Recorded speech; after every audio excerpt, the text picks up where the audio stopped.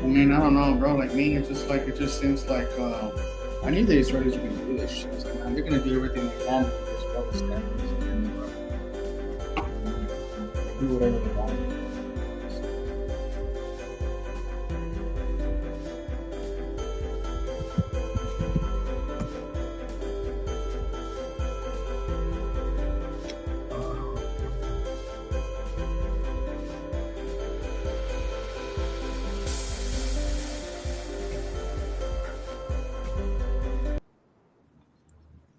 Salute to everybody. Salute. Happy Wednesday.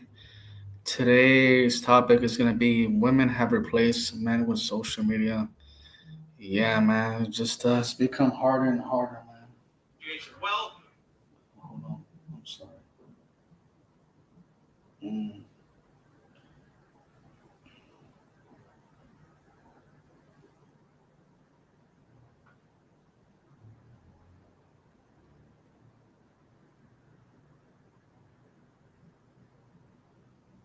Mm. But anyways, guys, what's everybody going? What's everybody doing? What country am I currently in? I'm right now in Uruguay, bro. I'm gonna do a quick review of the country, which is gonna be probably the quickest review ever, bro. Don't come over here. Um, it's more expensive than Buenos Aires in Argentina. It's like really not much to do except on the weekends. I think Buenos Aires has a better nightlife. There's more shit to do around the city. Um, Bigger country, obviously, but I don't think Buenos Aires is like it's like one of those places I would go out of my way to go back again. I think it would probably be like if I went back, it'd probably be with a girl. And you know why? I don't think I'll ever come back here again, bro. I could be honest, bro. Mm, Let me see. James Rocha says coping with flaky baddies in Salvador Naha. 1 in 5 meet after telling me she'll meet. I was like, damn, yeah, bro. I mean, my bad for I don't know how it is over there, dog. Man, I just think it's hard, bro. Like I said, when it comes to the cities in Brazil, I've always had better luck. But I never dated in other cities. Oh no, yeah, I have. I went on a couple of dates in Curitiba. But man, Rio was like definitely tough. I'm talking to a Mexican that's been there for like a month. I went out with him a couple of times, but he just tells me he's having a hard time. He'll get a girl's number and they'll agree to go out and they just ghost him. Like I had a girl, a pretty girl, like that I pulled on the beach, hit me up last week. She's like, "Oh, you're going to Buenos Aires Thursday. We could go out Wednesday night." I hit her up on Wednesday. She leaves my message on scene, but she still looks at my stories. And I hit her up like 2 days ago, like telling her what she's been up to. I have a two text rule. I'll text a girl twice. After that, she doesn't respond. I don't give a fuck. I won't fucking I won't try anymore, man. I'm good for. But to me, I think Rio and Sao Paulo are just like I'm cool for. Like if I ever go back, I'm never gonna do like that shit, man. So I think other cities are better. I'm gonna be heading towards the south of Brazil now, and then tomorrow I think. So see what happens, bro. Mhm. But anyways, man. Yeah, man. It is what it is, bro. I'm sorry that you're going through. I want some snow bunnies later, but not sure those ice cold unfriendliness will treat me in the south, bro. I don't know either, bro. Like I said, my experience is just based on me, right? Like I'm not gonna sit here and be like I've had other people tell me like now. So is it a white trash too? Yeah, it's not much going on over here, bro. I wouldn't. It's too expensive, dude. Like if it was cheap, it would. Like I think if it was to be cheap, this would probably be a nice place to like for somebody that's like older, that just doesn't care about going out, that just has a chill life. I think Buenos Aires is better for that though. If I could keep it real, because Buenos Aires has that nightlife, like you can go out whenever you want and shit, type of shit, dude. But I plan on going to Brazil for first timer. Where do you think I should hit up? I think you should go to Rio, bro, but don't have expectations to like be meeting up with women. I like I said, I had a hard time and man, fool, man, it just it's rough, bro. Like Tinder is dead, so it's just like, man, bro, I took a huge L, man, in Brazil. I'm like 0 and 14, bro. Like had so many girls lined up, and I was thinking, well, many of them might come through, many of them might not, but at least I'll go with like 4 or 5. Fuck no, bro. I struck out a lot in Brazil, for especially Rio and Sao Paulo. Now I haven't hit up the other cities now, but I want to hit up the other cities. I saw a tribal, what was it, Paulie, the big dude, whatever, and he did a live there and asked him about Villa Bella because he talks about how like girls will be surrounding you if you go there. I'm like, whatever. It's like a city north of Brazil, right? But I asked him and he said it's like real, but minus the bullshit. But I asked him like specifics, but he's kind of just like he's like scam artist, man. He really is, bro. He was like e-begging, like buy my books. If you don't buy my books, I want to get offline type of shit. I'm like, man, bro. I hate people like that, bro. Cause like, bro, you're gonna talk about I could help you find a wife, but you're not even gonna show your wife off a Venezuelan, bro. And Venezuelan women are super gorgeous women, dog. So, and then he has the audacity to say that, oh, Venezuelan. When my girlfriend told me, my wife told me that she likes fat dudes and shit. Like, man, bro, I've never seen a Venezuelan girl with a fat dude. I've known them for like the last 8 years, or actually 10 years now, bro. And she's like, man, he just be like, he sold a few books, so I give him props though. So you know what? How did they look all right? Fool. There's some thick ones, bro. Like my homegirl's thick and shit, fool. But like I decided not to have her on the live because she's going through some shit. And I was just like, yeah, you know what? Her mental health is not all there, so I just rather just do it some other time and shit, dude. But nah, it's not good, fool. But they're pretty thick, bro. They're curvy. There's a lot of girls that have like buns here, bro, for sure. I was passing by the gym and I seen a few of them walking around. And but they look good here, bro. They look decent. They're not bad as like you're gonna see in Brazil or Medellin or something like that, dude. But they got some curves here, bro. I can tell you, I was surprised because in Buenos Aires, I didn't see any curvy Argentinian women, dog, at all. And shit, dude. But over here, I saw a few of them, dude. I seen a few of them, dog. And shit, I definitely seen a few of them, bro. But it's an open panel, guys, and I don't know if y'all would agree with me. Have women replaced men on social media? Hell yeah, bro.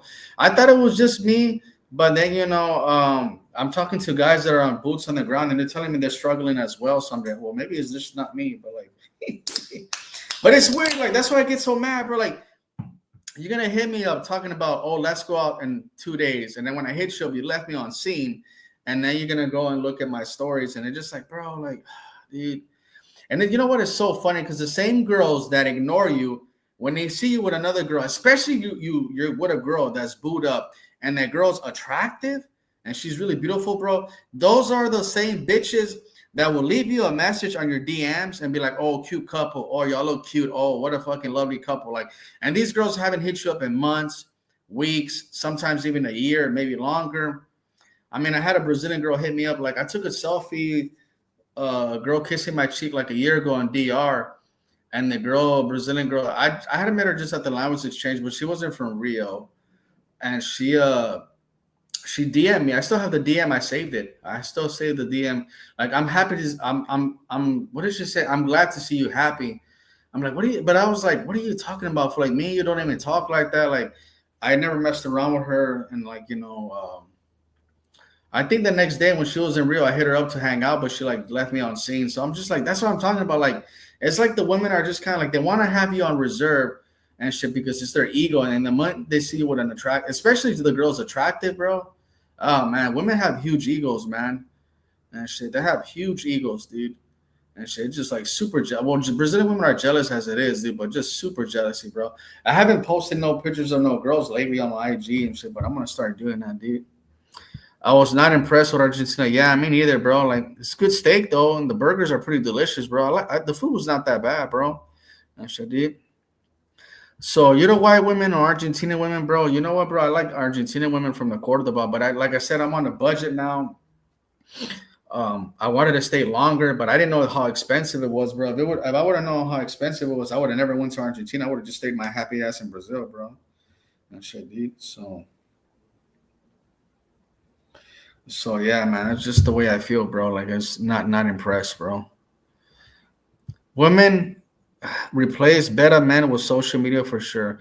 Bro, I think they replace everybody for like even I feel like even good looking guys are getting replaced, bro. Like it's just the way it is, dude. Like I've had like a hard time to uh even get a date, even in Rio, bro. Like and just like, this is the first time this happened to me. I've been to Rio 4 times, and every single time, like I went out with a girl within a month and shit, dude. And this time I struck out a lot. So maybe I had bad luck. I don't know and shit, dude. And people will be like, "Oh, you're going for younger girls." No, dude. Like the girls that I'm talking to, are like that, damn near in their 30s as well, like my age, bro. And shit, dude. But it is what it is, bro. I want to try out other cities and see what happens, bro. But salute to Travel Squad. Salute to Chicago, to Colombia, bro. You're welcome. You're more than welcome to hop on if you want. Um, like I said, my guest, I just decided not to have her on here. She's going through some stuff. But we still went out and I came back and shit, it is what it is, bro. But I don't really care, bro. Dominican women are so thick. Yeah, dude, but they're just like, man, it's hard, bro. Like, I just like even in Santiago, it used to be easy for me to even go out with those women as well. But even last time I was there, but you know what? I went out with more women in those 8 weeks that I was there in Santiago than I did 6 weeks in Brazil. Because in Brazil, I didn't go out with anybody. But in Santiago, I went out with like maybe like six girls, I think, and I smashed like three of them or two of them, I think. But yeah, dude, I had way better luck in Dominican Republic. Fool. I'm not gonna sit here and lie, bro. You know where I pull women in Dominican Republic over there in like the colmados, bro. Like I'll be posted up in the afternoon, especially when the girls are going to work, or actually even the park, bro. Or another place too that I go to is also La Sirena in Santiago, bro. And shit, well, I'll be posting that. I meet some girls there. Be like, damn, I can't believe I'm saying this. I'm having better luck in DR. Damn, maybe I need to go back to DR. Even in Colombia, I got better luck and shit. Even though I haven't dated in Colombia in 2 years and shit, dude. But yeah. But salute to Rob. How's your Wednesday night going? It's going, man. It's been a long day. Just trying to get some things going, man. I'm back in Chicago. I don't know if I told you, but I'm back in Chicago. I'll tell you, it's a grind anywhere you go. Mm. And I was talking to somebody about this recently. I was actually talking to my girl about this. I said, Colombia is a grind. People grind. It goes Mm. back to that saying. I think Colombians say that you could either work to live or live to work. Now, let Mm. me ask you this, Ulysses. Which one is it for Latin America? Is it work to live or live to work? You've heard that Work phrase. to live. Is it work to live? I think it is. Yeah. You know what I mean? In other words, if they had a choice, they wouldn't work, but they do it just so they can live. But actually, in our countries, right, people live to work. Mm. They live to work, so that's why they're stressed out. They're overworked. They're tired. It's to be too much, man. And then it's funny because I used to ask people in Chicago, "Hey, how you doing?" I don't even ask them that anymore. I'm like, "Hello." That's all I say. I don't even ask. I don't know why the hell. You know where I got that "How you doing" from? Colombia. In Colombia, you know what they say? Bien or no. Have you heard that before? No. Oh, you've never heard that? Okay. In Medellin, the paisas would say to you, bien or no. I would always tell them no. And then that would throw them off. They don't know how to respond. Because normally when people say to you, bien or no, the normal response is bien. But when you throw them with the no, They're like, oh, they don't know how to come back from that. But that's how they roll, you know. Whereas here, if you ask people, hey, how you doing? They're looking at you like you're crazy. What a weirdo for asking that question. Am I wrong? Yeah. It's very interesting. So I mean, even though like anywhere else you have your struggles, but in some places, you know, people they walk around. How's Mexico? You know, you know Mexico better than anybody else here. It's good. Right now I'm in Uruguay, bro. I'm in Montevideo, but I'm gonna bounce tomorrow. It's too expensive, bro. Like Jesus, bro. Oh, if I could have told you Uruguay, if I had to rate it, I'd say Uruguay is probably more expensive than Argentina. Am I Yeah, I right? didn't know that, bro. Like I got here and I was pissed. I'm like, damn, dude. Like I went to go get like I like to drink natural orange juice, like 100%, dude. And it was just like at HEB back home, you could get like the big ass quarts or whatever Yeah. for $10, and it feels like maybe like 5, 6 glasses. And Okay. over here, we're just like a little small little bottle for like $6. I'm like, damn, dude. Like Shit. it's just more expensive What here did than it is. they probably States, bro. they imported it from Florida. I don't know where they imported from, but it just No, like it I'm kissed being my ass. Bro. I didn't sarcastic. even buy it, bro. I was like, nah, I'm good, man. Seems like they imported it. Mm. Yeah, it's very expensive. Buenos Aires. I mean, the food's good here, bro. I'm not gonna sit here and lie. Like I was surprised. Like I like the Argentinian food, especially their meat, and I also like the Montevideo food or Uruguayan food. It's decent here. Okay. No kidding. Uruguay, I think, you know, when it comes to, like, if you look at these countries like Uruguay and Argentina, I think those two countries in Latin America compete to see who's more European. I think they compete to see who's more Europeanized, right? Yeah, it feels like Buenos Aires. Felt like Madrid when I was there. I was like, and then even Uruguay as well. Like it feels very European, bro. Yeah. Yeah, well, they are. I think people from Argentina are like Messi. They're Italian. Yeah. Of course. But I think like 5 years ago, it was super cheap here. That's what they were telling me and shit, dude. Like I had friends that were living here, and like you could get a nice plate of food for like $5, a steak for like $10, $12. And I was like, everything is double, man. Like you go eat, like even a small sandwich is like $15. Like a decent meal here is $20 to $25. Would you say all of that occurred because of Malay? I think so. Yeah. Shit. You know, it's interesting. Somebody said this to me. Somebody I know is Jewish. He said that Malay looks like the Prime Minister of Israel, Netanyahu. You look at their faces side by side; they look almost identical.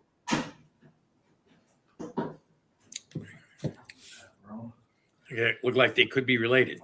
But anyway, but Malay, I think what he did, he just started to cut all the fat of the employees, the government employees.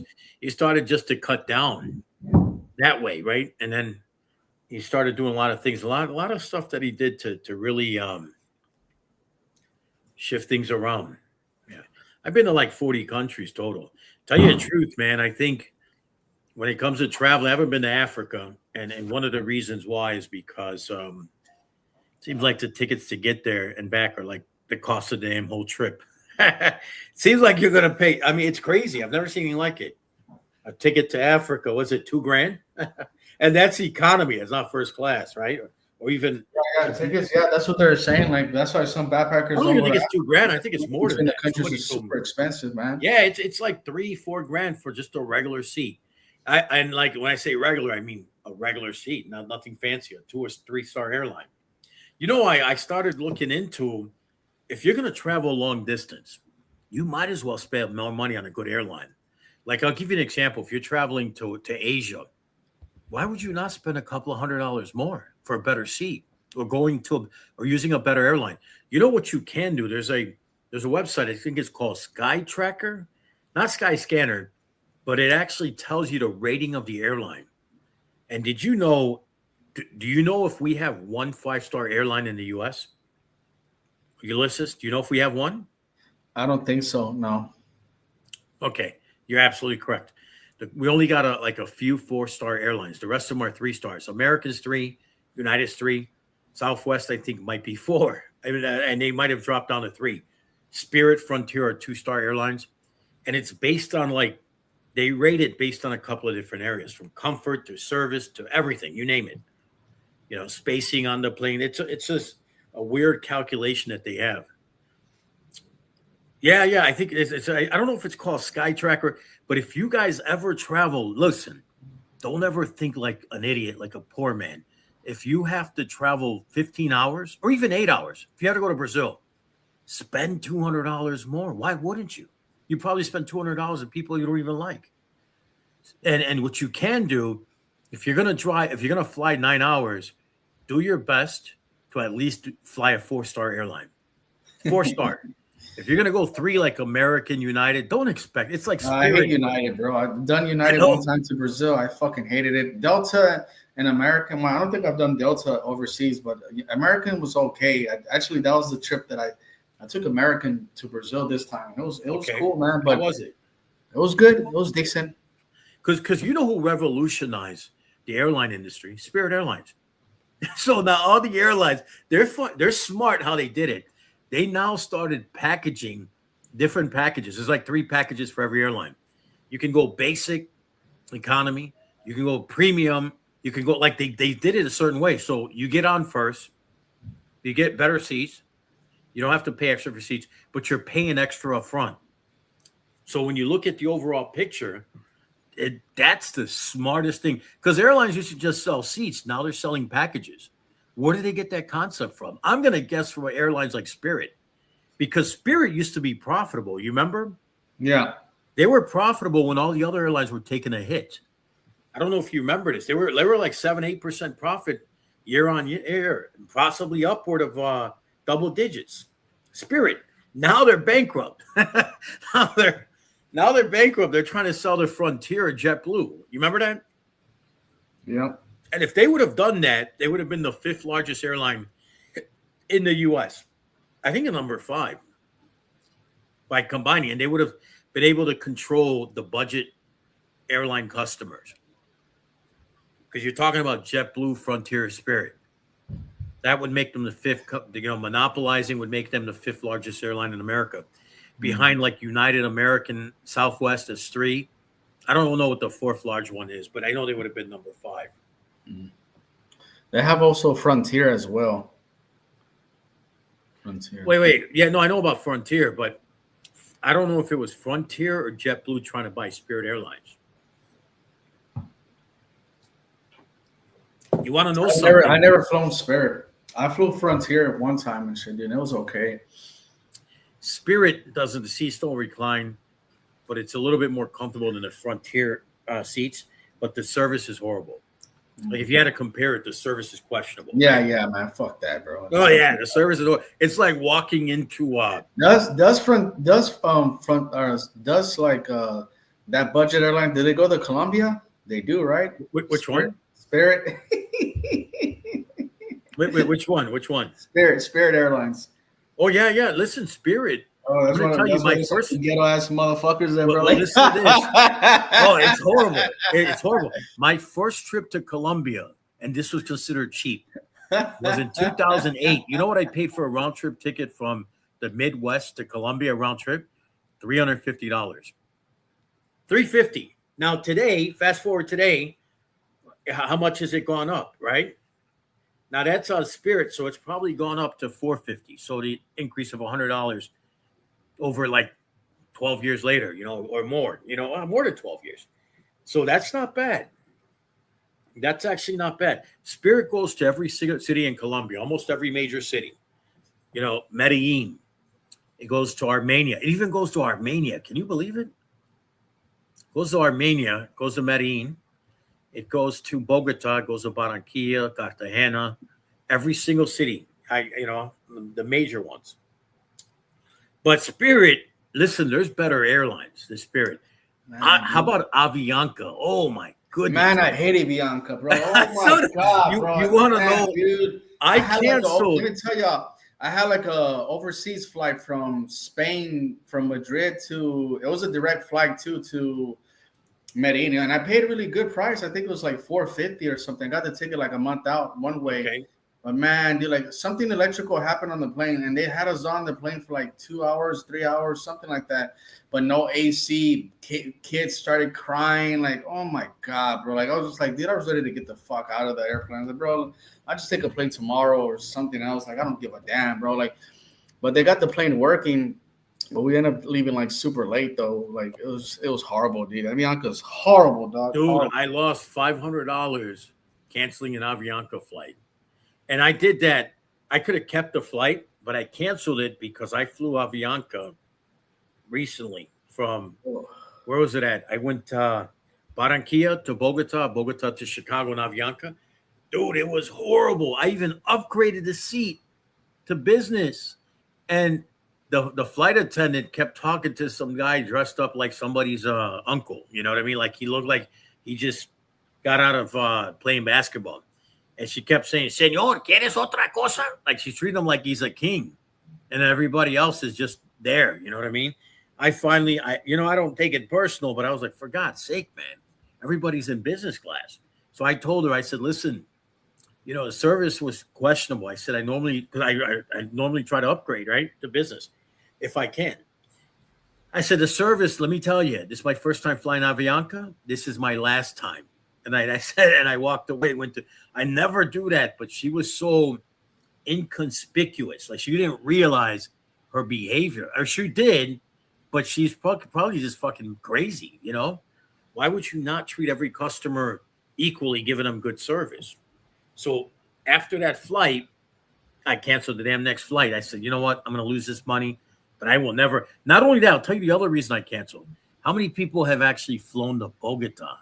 Oh, my goodness. Imagine flying within Colombia to Bogota to catch an international flight.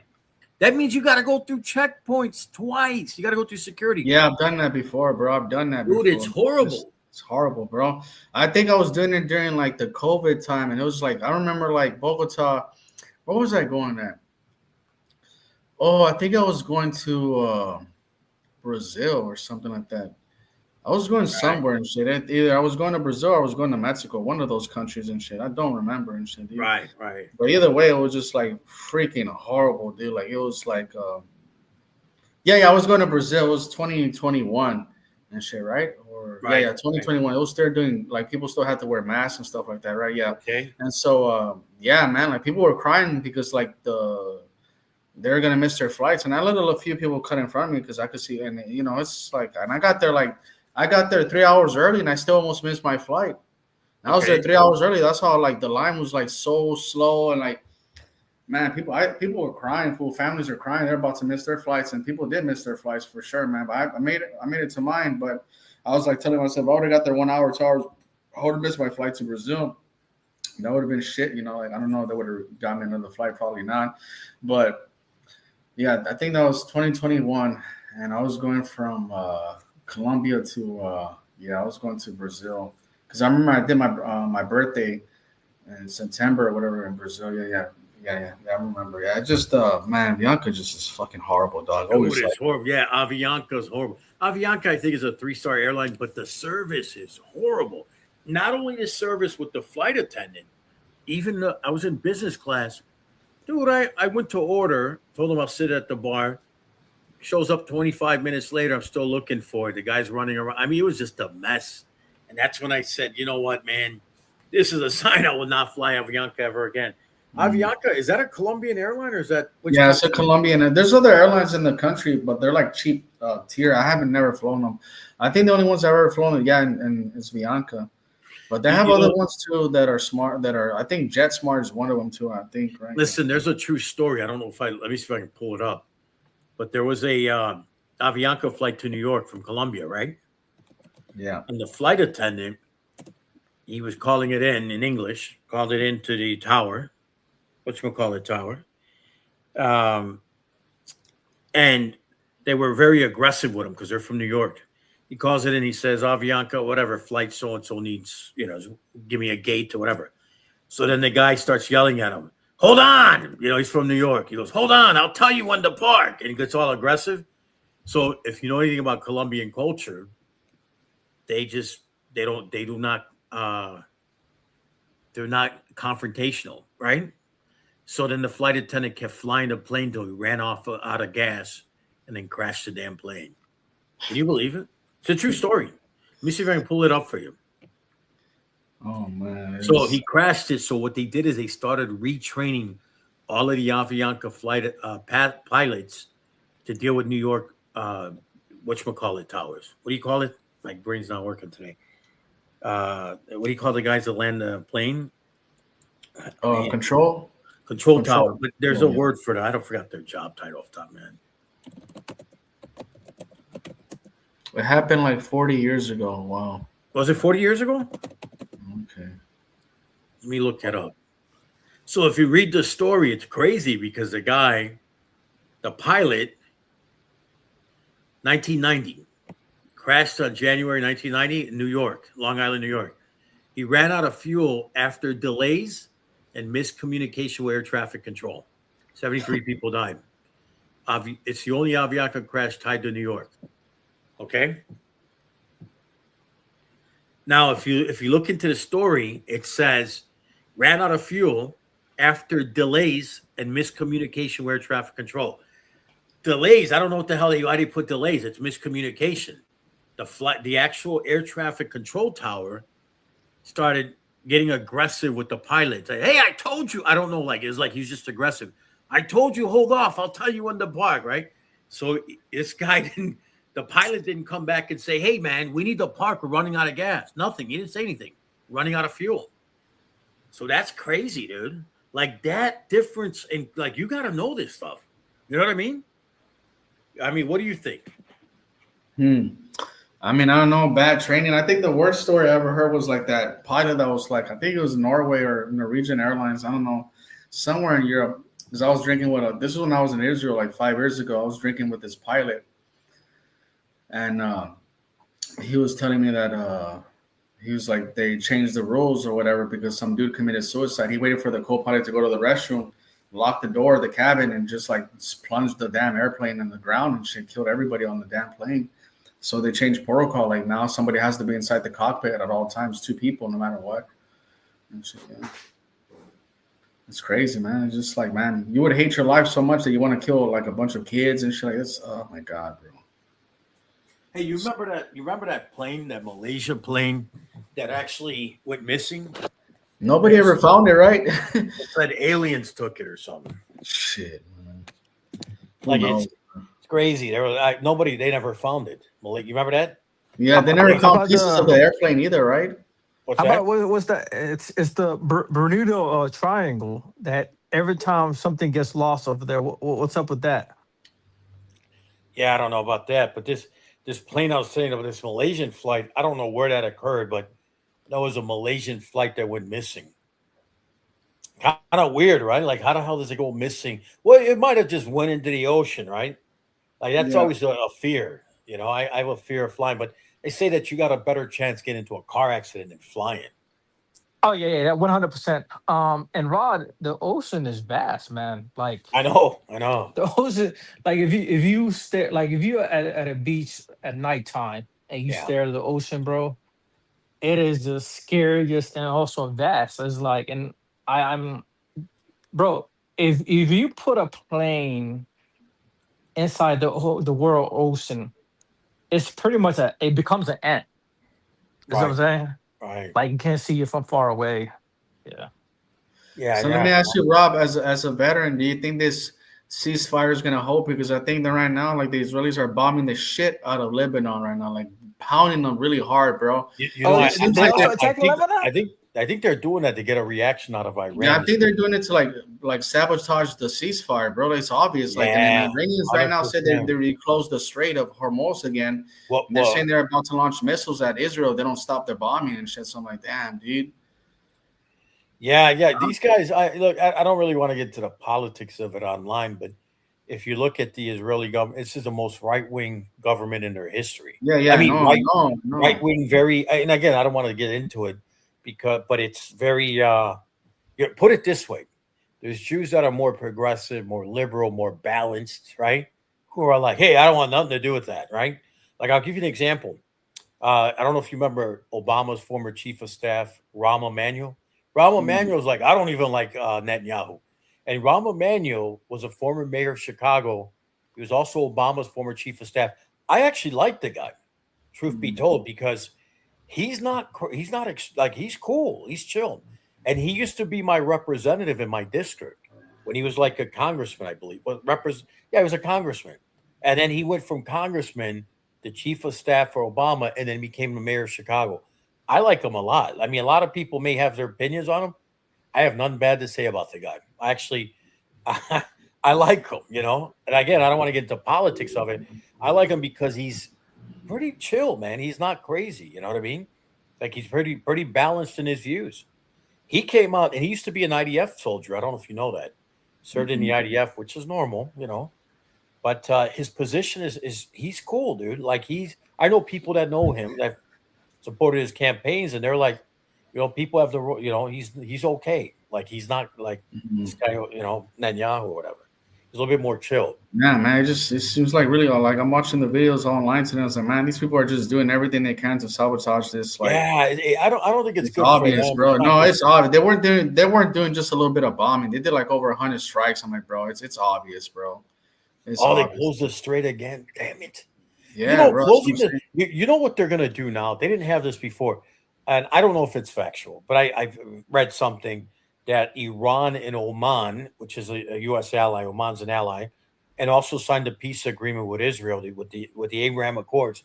They're talking about charging a fee for every ship that goes through the Strait of Hormuz. Well, the vessels that are allowed to go through are like the Chinese and Russian ones, and I believe the South Africans and Indian vessels. Listen, the problem with that is this is going to prop up China, man. They're trying. What are they trying to fuck us over? Look, the bottom line is we feel the impact as Americans. You know what I mean? We're going to feel the impact, man. I think, I watch these podcasts when it's very interesting because you do your own personal research when you hear these guys talk. Like, oh, you know, some people might talk bullshit, but like, yeah, I didn't know that Egypt was having rolling blackouts. Like, I think after 9 o'clock they shut off the electricity in the city. I didn't know that. They've been doing that for like a week. Okay. And so the guy was like talking about like General Sisi, the guy that's in charge of the president war. He was a general in the Egyptian army, whatever. But they're saying that he's on thin ice. They're like, bro, this dude's like one cunt higher away from getting dethroned because the Egyptians are already pissed off as it is. Like, but people don't realize that the Americans are paying off these governments like to keep out of the sidelines. They're paying the Egyptians and the Jordanians and even the Turks, bro, a lot of money. The government's pretty much bribing these countries. Hey, just stay cool. That's what a lot of people don't realize and shit. Listen, I think overall, I'll be very frank with you on this. I just hope we don't lose our status as where we're at now as a country. I think we are, bro. I think the especially the countries over there, the Qatars and all that, they think they realize that America has failed to protect them. Listen, you know what most Americans don't realize? These Arabs can say, you know what, we're not going to invest in your country. You know that these Arab countries like Qatar. Oh, you know what's even worse? That people don't realize that the Saudi Arabia has their oil behind our dollar. Our petrodollar. And you want to know something funny? These Americans, there's Americans that are like anti-Arab. They don't realize that the Arabs are the ones that are kind of, tying their oil. They're because the dollar used to be pegged to gold. Remember that? And what was it with Nixon? I don't remember. I think it was Nixon, where he pulled the actual dollar off the gold. It was attached to gold.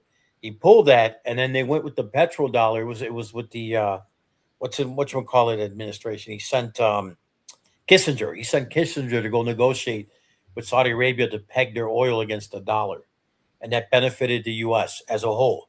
You know, the average American that's like, oh, I don't like Arabs, right? They don't realize that the Arabs are the ones, you know.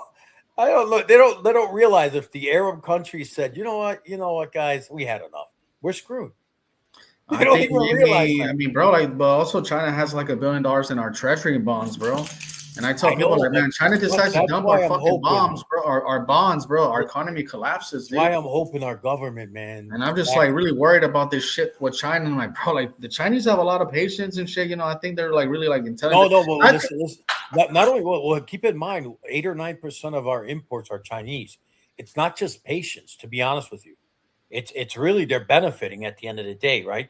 It used to be that we had a lot more imports from China. Trump was able to bring that down to like 8-9% of our imports are Chinese imports. So the reality of it is the Chinese are benefiting financially from it. Don't be fooled by it. Yes, they have $1 trillion in bonds, but at the end of the day, they're doing a lot of business with the U.S. They're not going to detach themselves from 8 or 9% of exports to the U.S. That's just one country. One country's bringing 10% of Chinese's exports. Come on, dude. They're not going to walk away like a bunch of fools. But I hope our government Hope those in power right now, our administration really backs up and says, you know what, we're gonna have to, look at things differently. Because at the end of the day, I don't want this. I look, I'm not 100% favorable of Trump, but I just hope this guy just says, okay, guys, we're gonna have to chill out a little bit. You know what I mean? Don't affect our status around the world. That's what I'm hoping it doesn't happen. No, I You know think what I I think mean? our investments are done in those fucking Arab those countries. Gulf countries, bro. It's just No, like I I think don't, they I don't. realize, I don't think so. I think they're fucking pissed because he went in for Israel, and he went in and caused this damn war with Iran for Israel. So they're like, "What the fuck, dude? We can't get our oil. We can't." Do you know that most of those Arab countries depend on most of their food being imported through the Strait of Hormuz? Did you know that if they can't import food, they they're only saying can eat. that if things got more uglier, they're saying like if the United States hits like the nuclear reactors in Iran and knocks on their water treatment plants, if Iran does that to the Gulf countries, their people will be starving I because like know that's they have no scary, water there. dude. And I was just like, what the fuck is about to like? I know that. Well, not only that, like, what are they gonna do? He's not only gonna bring Iran to the Stone Ages. The Gulf Arab countries are gonna feel. Listen, you got to understand the mentality of the Gulf Arabs. Buck would know. But Buck, aren't you a Gulf Arab? I think he fell asleep. But my point is, Buck's been to that part of the world. He would know more than the average person, right? The Gulf Arabs, they're not interested in war. Matter of fact, they allowed us to build bases in every single one of their countries. Qatar has a base. Saudi Arabia has a base or two. Oman has a base. United Arab Emirates has a base. Bahrain has a base. Kuwait has a base. Every single one of those Arab countries have American military bases. Did you know prior to 9/11, there was none? Did you notice? No, There were no bases there prior to 9/11. But look, here's the thing: those we get more from the Arabs than we do from Israel. But the fact of the matter is, Israel just has a good, a good.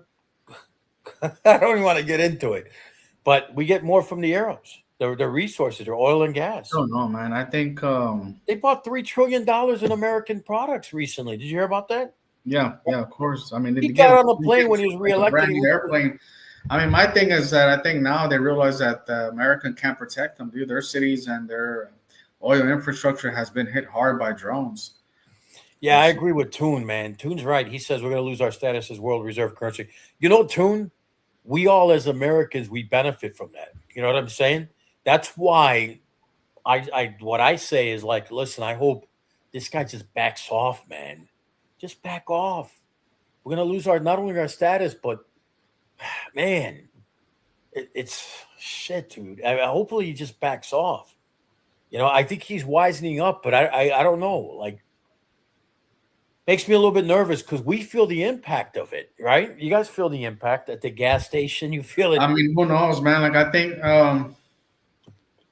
it's obvious that this war is going to go longer because the Israelis are just being assholes at this point. Like, I think they're pissed off they got left out of the agreement, and they really want to go after Iran really bad. I think Bibi is just like he's a madman. Like, I think at this point, I think Israel's going to either have to vote him out, or there's going to be a coup from the military. The IDF is going to have to, like, at one point say, like, okay, our cities are getting wrecked. We're not winning this war. Do we want it to keep going, or do we want to, like, put them in military arrest? Like, Israelis are going to have to make a decision because their cities are getting destroyed as well, man. Right. I said, Tel Aviv is getting wrecked, and so is Haifa. Like, their cities are. Man, I'm seeing videos I all hope the so. time. Listen, I think peace benefits them all, not only Israelis and the Gulf countries, Iran, all of it. It benefits all of them, including ourselves. Now we're feeling the impact, but I don't know where this is going. I couldn't even tell you, to be honest with you. I don't know, man. I know that they're taking heavy casualties. A lot of the IDF soldiers are committing suicide. I'm watching. I have the Telegraph's chats, and I look at, like, because you don't see that on the news, and you see like the constantly like Israeli soldiers are like offing themselves. Are you serious? Yeah, brother. I think they said yesterday four committed suicide. I'm like, fuck, bro. Even a girl, she was really good looking girl too, bro. Wow. Like, damn, dude. There's one girl. What happened to her? What happened? She offed herself. She offed herself. Damn, that stinks, dude. When I'm watching their videos though too, like they're like some of their videos are online. Like one guy was like at the Knesset and he was crying. He was like, he threw the medication on the ground. It's like, I don't want to take medicine no more. I want help. Like, you know, my friends from basic training. I know they're lying about their casualties because he said all my friends from basic training were killed. Oh, they had to identify them through their teeth. And I'm like, man, you're not seeing this on CNN or Fox, bro. At all. You're seeing it on like the Telegram channels. You're like, damn, these motherfuckers are hiding what's really going on over there, bro, for sure, dude.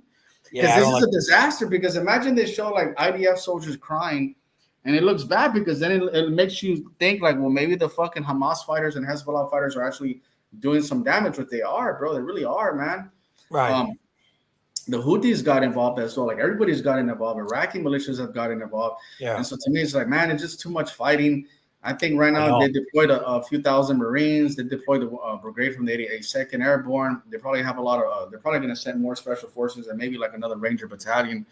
But man, they got really lucky with that. Them re-getting that airplane fighter pilot, because if they would have captured him, the Iranians would have had a lot of leverage in negotiations, a lot. And now, I don't think so. Leverage with PR. It's just one soldier, to be honest with you. It's not. No, but it makes Donald Trump look like an asshole, though. That's the thing. Like, I know it's just us. Like, we think, like, you know, for us, you know, like, we know that the military would move heaven and earth to get one of our guys down. Yeah. But to me, it's a bad PR stunt, bro. You know, you got I don't pilot. know. Because then he could remember, like, Trump has gone on many times and said that, oh, we can destroy their missiles and we destroyed this. And like, oh, wow, now you got a pilot capture. Like, what the fuck? Yeah. That's a bad look. Man, he just, like, they're firing a bunch of generals. They got rid of Pan Bondi.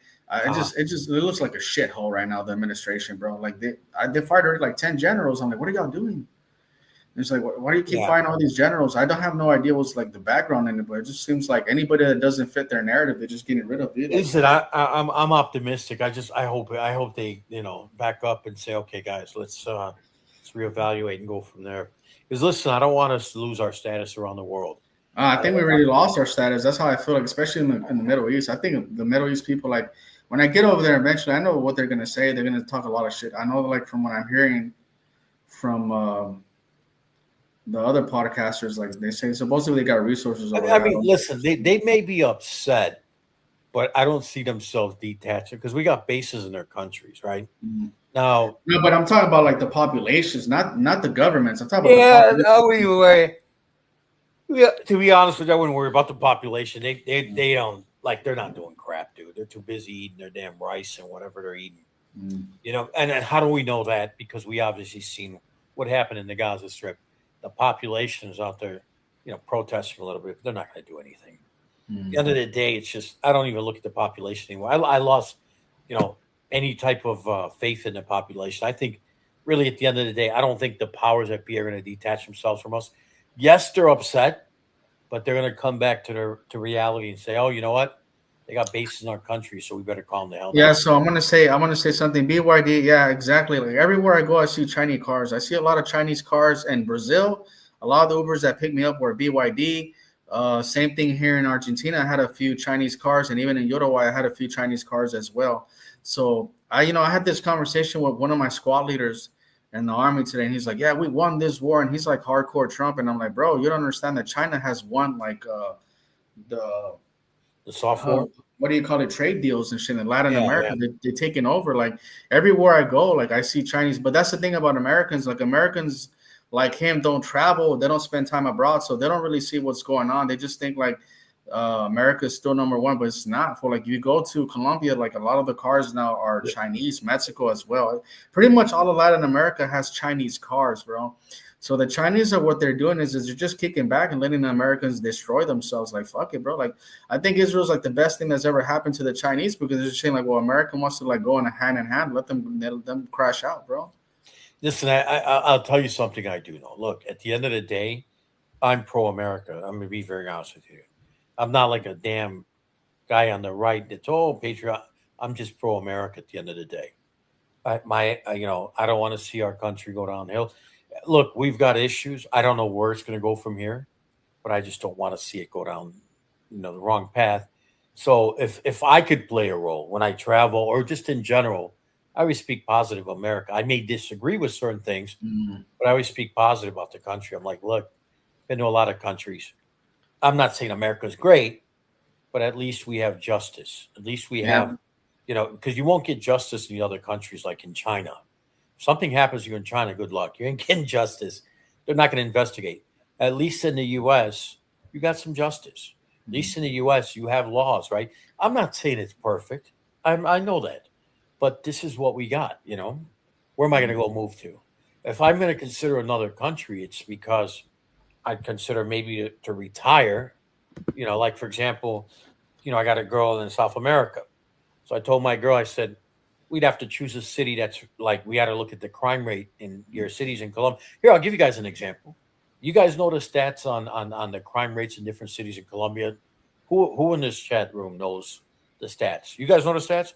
If you pulled up the stats right now, use ChatGPT, and you pull up the stats per neighborhood, choose a city, it's going to blow your mind. You're going to be like, oh my God, I didn't realize it was that dangerous, because you're taking an Uber or a taxi and you go through this barrio on the way from point A to point B, and you don't realize that the crime rate there is worse than any major city in the U.S. it's happened to me all the time. Like, you feel it, right? But you don't know any better. You're just thinking, this is a crappy looking hood.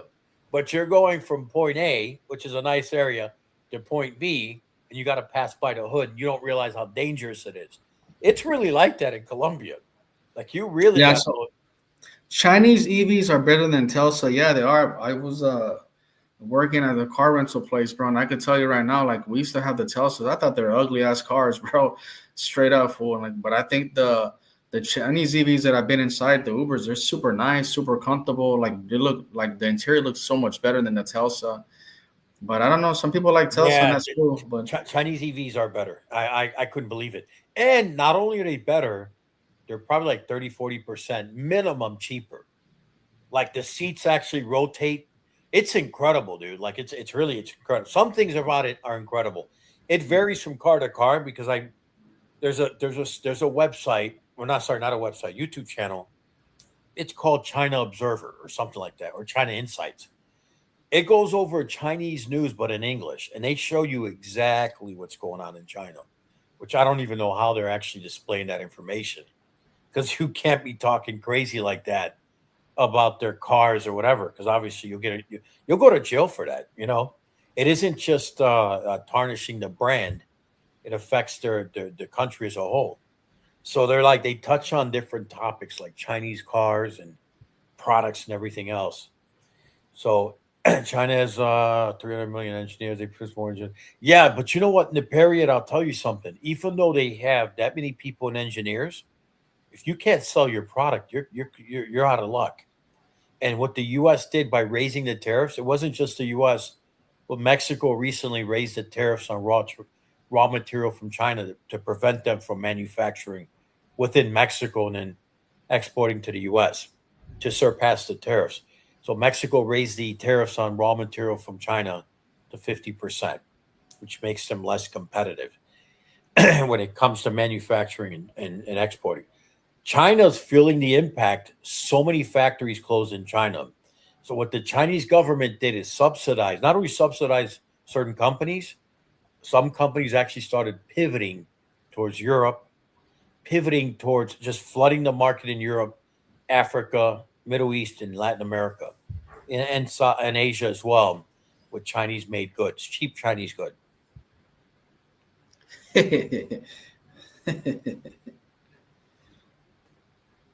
That's funny. Oh man, bro. Taiwan has all the chip power. So I want to go back to the subject. Do you think, in your opinion, women have replaced men with the social media?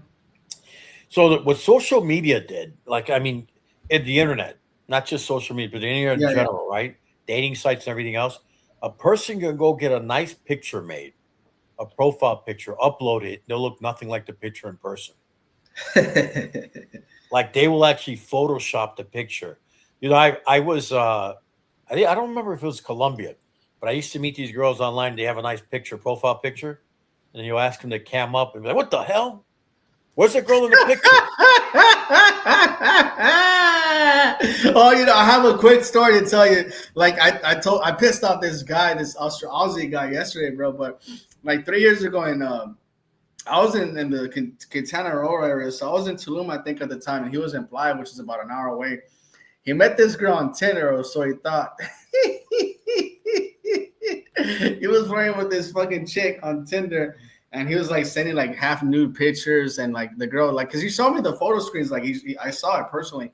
He's like, "Oh, listen, like I got this girl that I want to see later on today."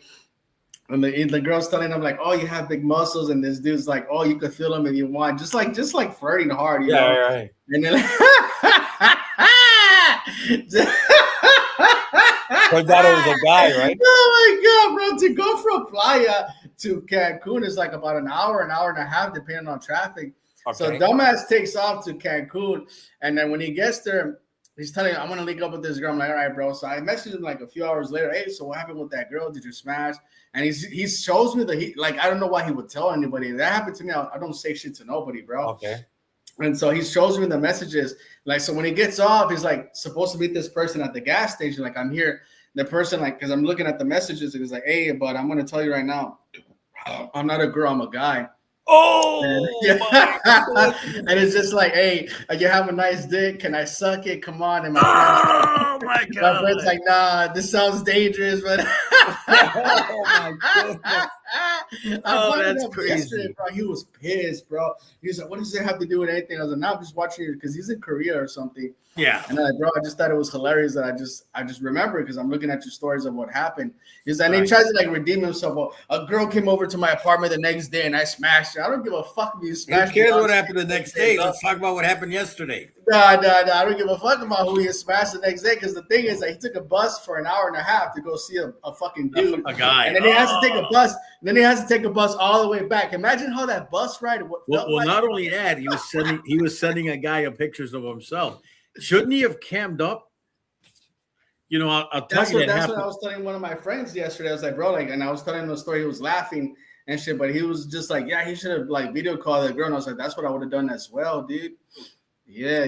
But he didn't. But he was just like, he was sending nude pictures of his shit because like I saw what the dude said. It's like, "You have a nice dick. I want to suck it," and all this shit. He's just like, "Nah, I'm good. It sounds dangerous." And so he took off and he's like, I got a girl the next day on Tinder and all. And I don't give a damn. He's trying to make up for a guy. The point is, he still took a bus to go see a queer guy. Like, yeah. Oh, that's crazy, dude. He's trying to make up like I saw a girl the next day. I don't give a fuck, bro. It's gotta be traumatic, dude. Like, not only do you send this guy I don't know if he sent pictures of himself to this guy, but that's got to take a toll on. It's crazy. I'll tell you something. I recommend everybody in this room do as well. If you ever go to if you're ever chatting on WhatsApp, you met somebody online, you chat on WhatsApp. Whatever you do not post your profile picture on WhatsApp. What they do in Colombia is they take your profile picture. Let's say you chat with somebody on Tinder. As soon as they get to your profile picture, they take it.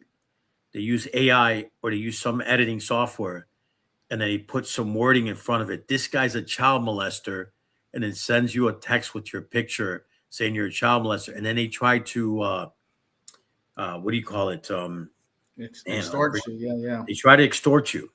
So they try to extort you and say, "Hey, you're going to send me 5 million pesos or I'm going to send this to the Colombian government saying that you're a child molester."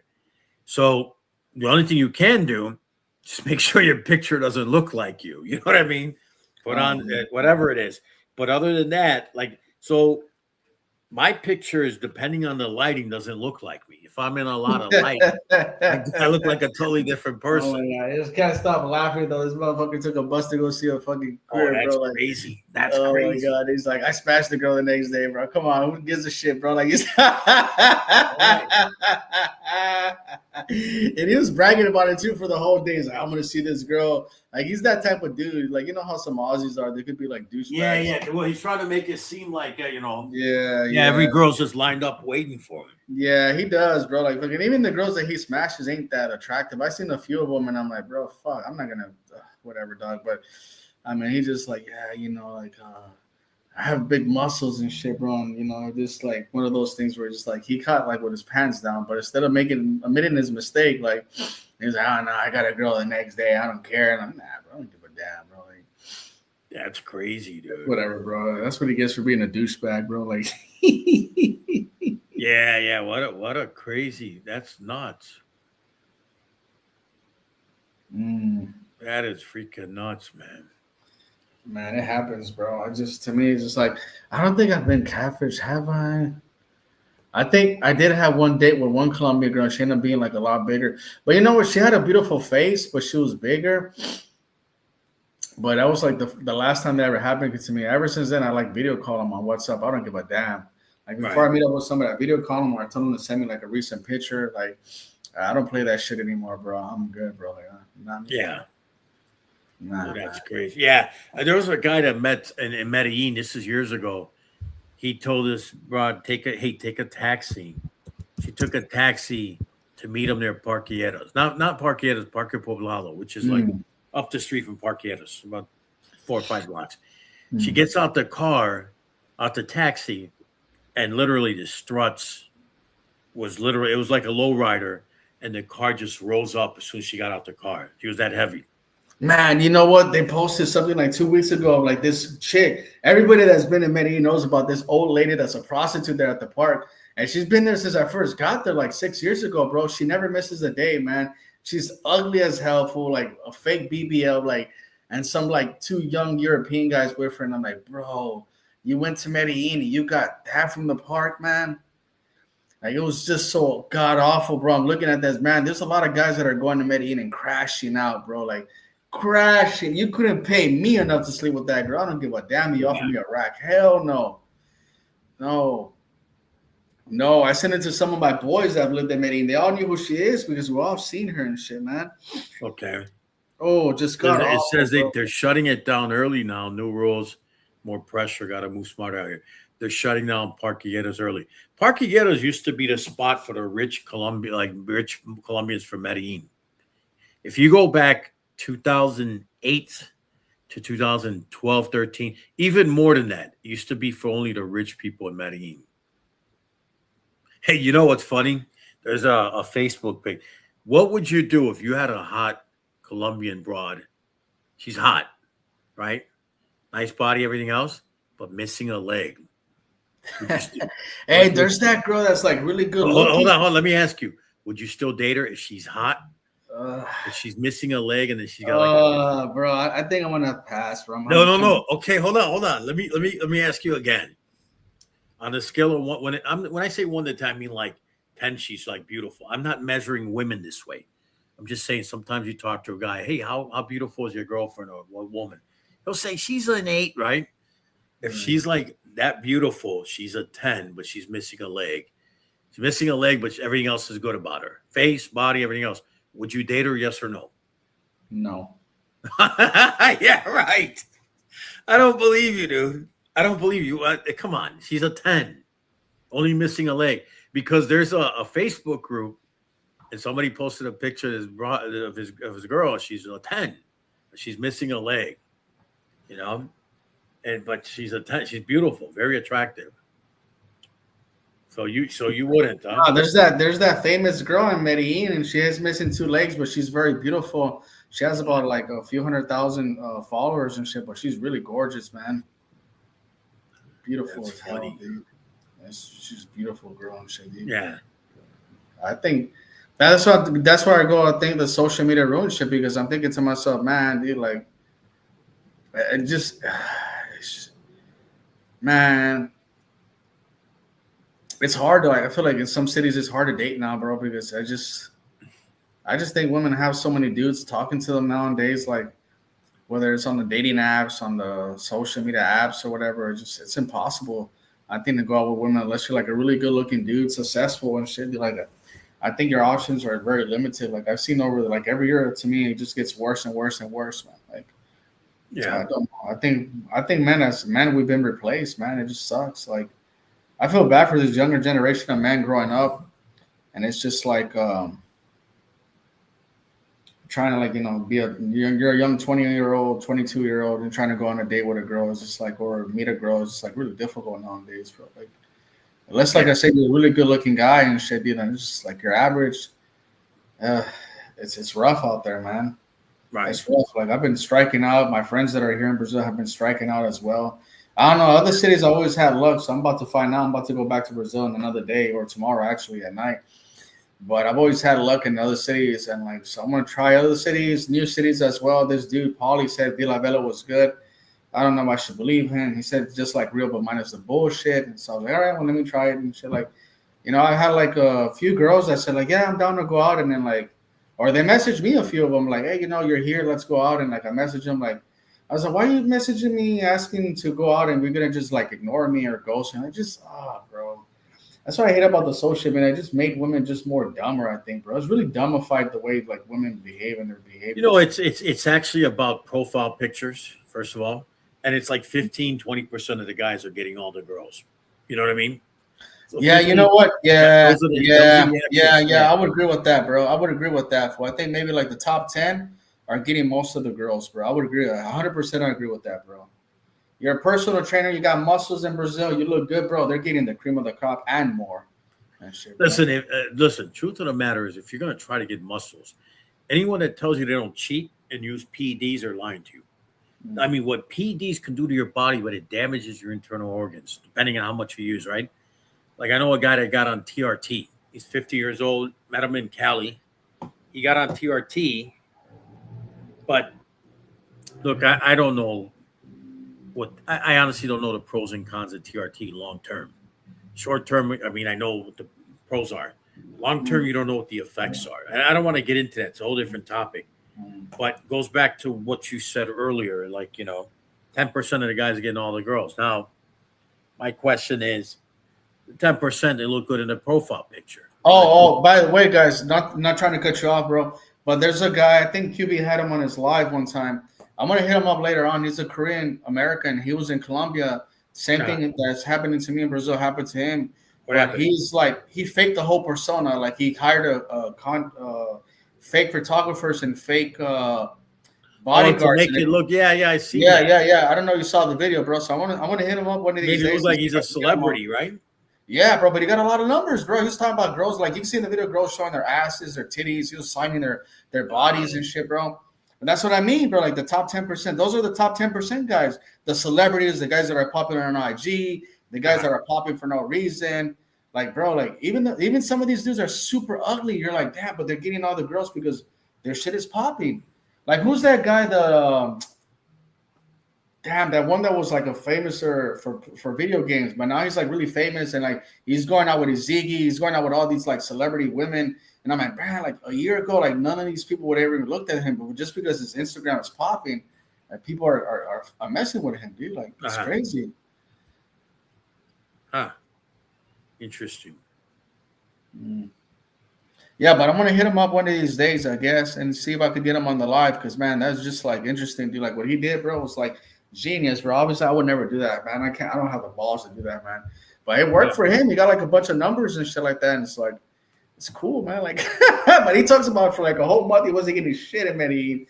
Medellin has always been easy for me to go out with women, especially Cali too. But Rio always takes me a minute, guys. Like, it takes me usually like a month in the saddles till I finally get the ball rolling for. But this time I finally just struck out shit, bro. Like, and I struck. Well, I mean, how do you plan on going out if you don't speak the language? It's like I go out anyways, and I still meet women, dude. Like, I just don't like, The Portuguese, like that's the thing. Like, if you could speak some words and understand some of the language, you could still like I understand it to the point where like most of the words I get it, and I don't have to use Google Translate for some shit.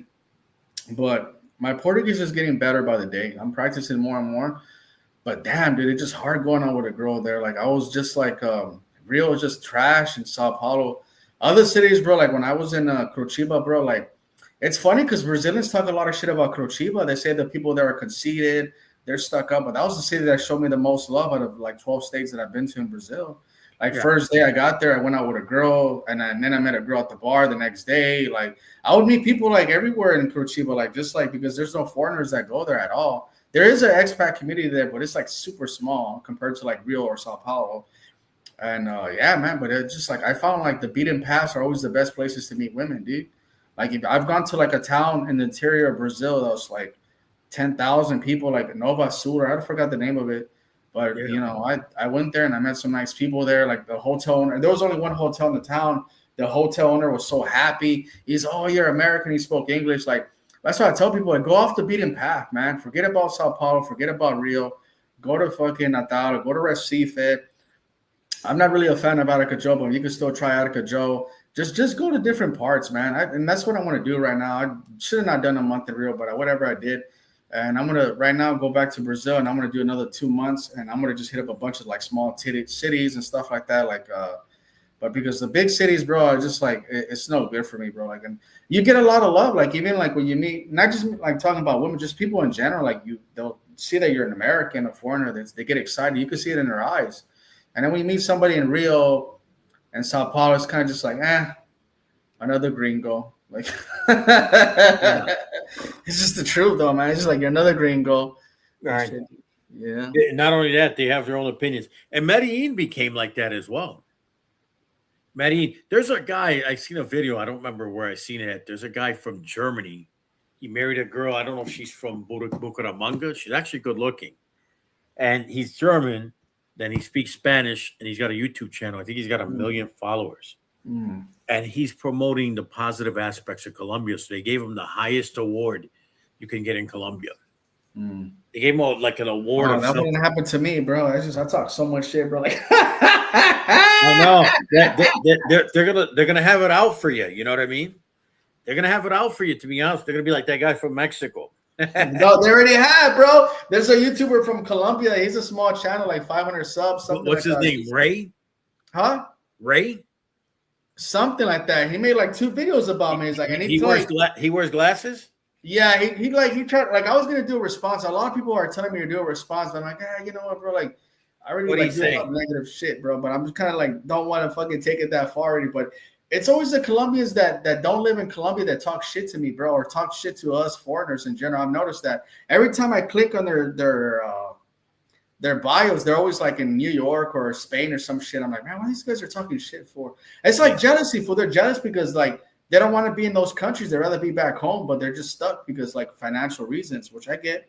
You know, like I think what happens is you got people coming down and you know they do things that become derogatory, like throwing cat money up in the air, right?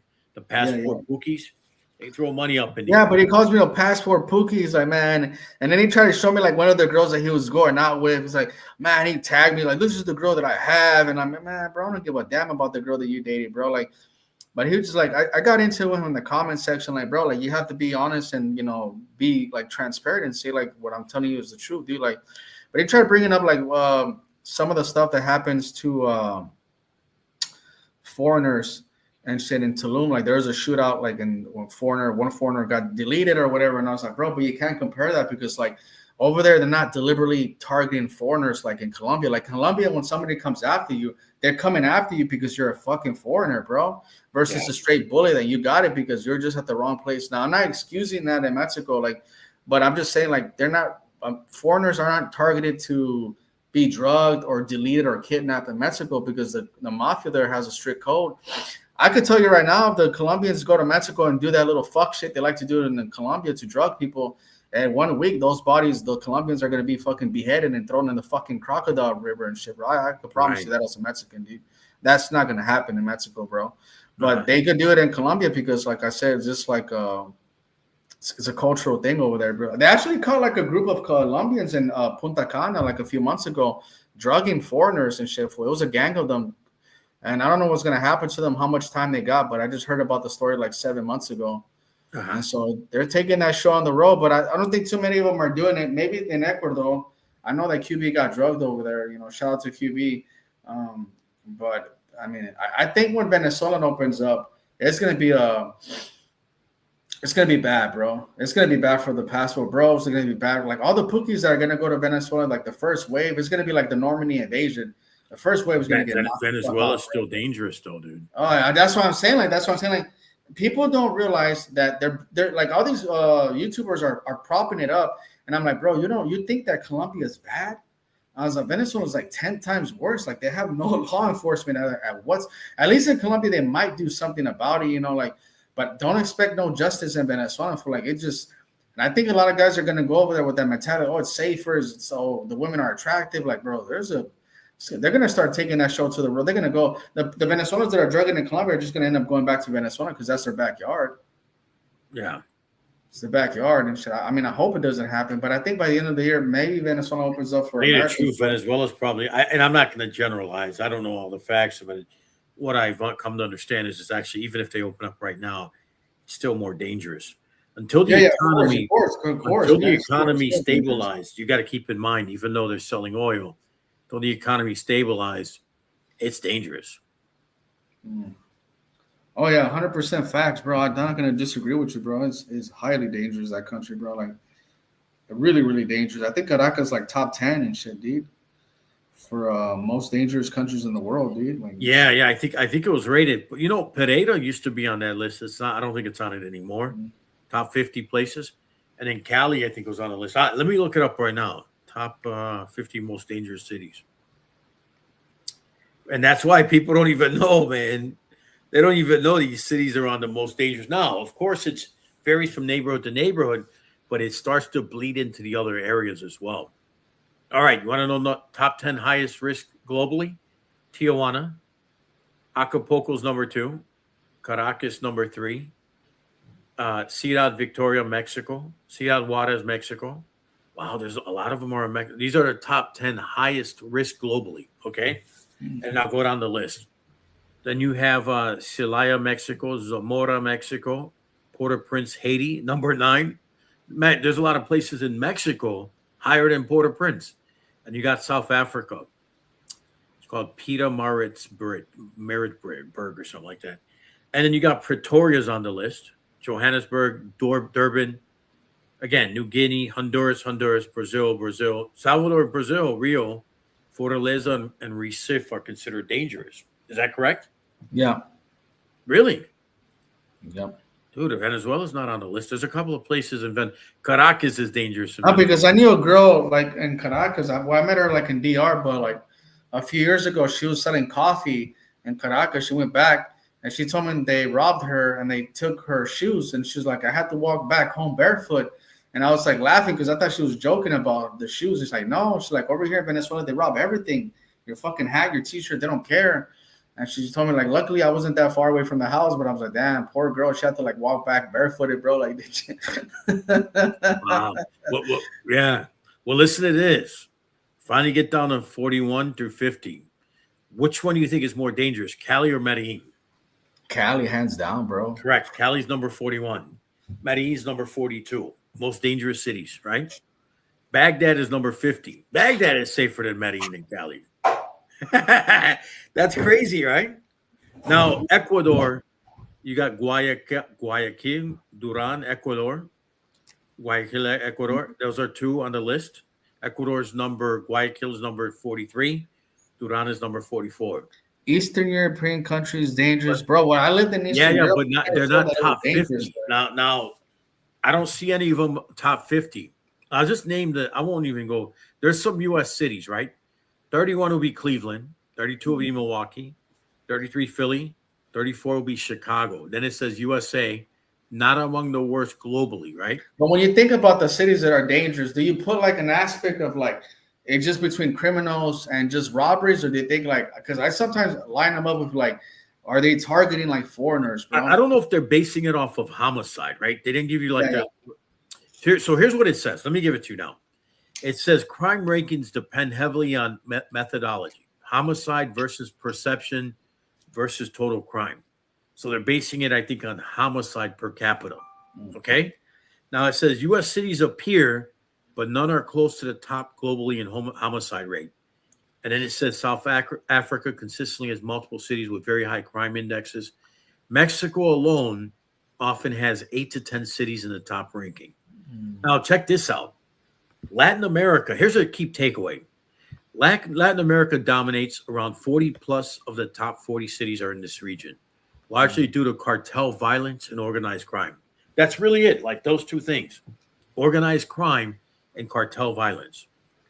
Now, again, I don't know if these numbers are 100% accurate. They sound like it, but I don't know. I don't just go off of one source. Dangerous usually means high homicide rate per 100,000 people. So let's say you got 100,000 people.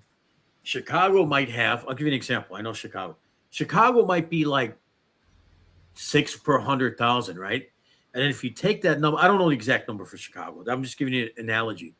Then you take another city like Cali, Colombia. Cali, Colombia might be 47 per 100,000 people, which is a lot. So you try to calculate that, it's a lot compared to other cities. Same thing with Mexico. A lot of it's cartel and a lot of it's organized crime. Organized crime would be like the gangs that drug foreigners. That's organized crime. And then obviously kill them, again, it's considered homicide or murder or whatever. What do you think?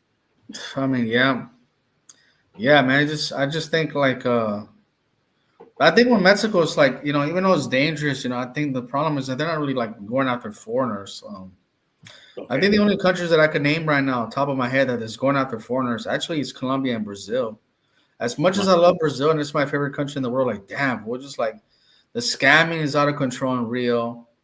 The robberies is out of control. Like I'm looking at videos every fucking day of them robbing a tourist, or actually like 2 days ago, a tourist got stabbed in the fucking neck, bro.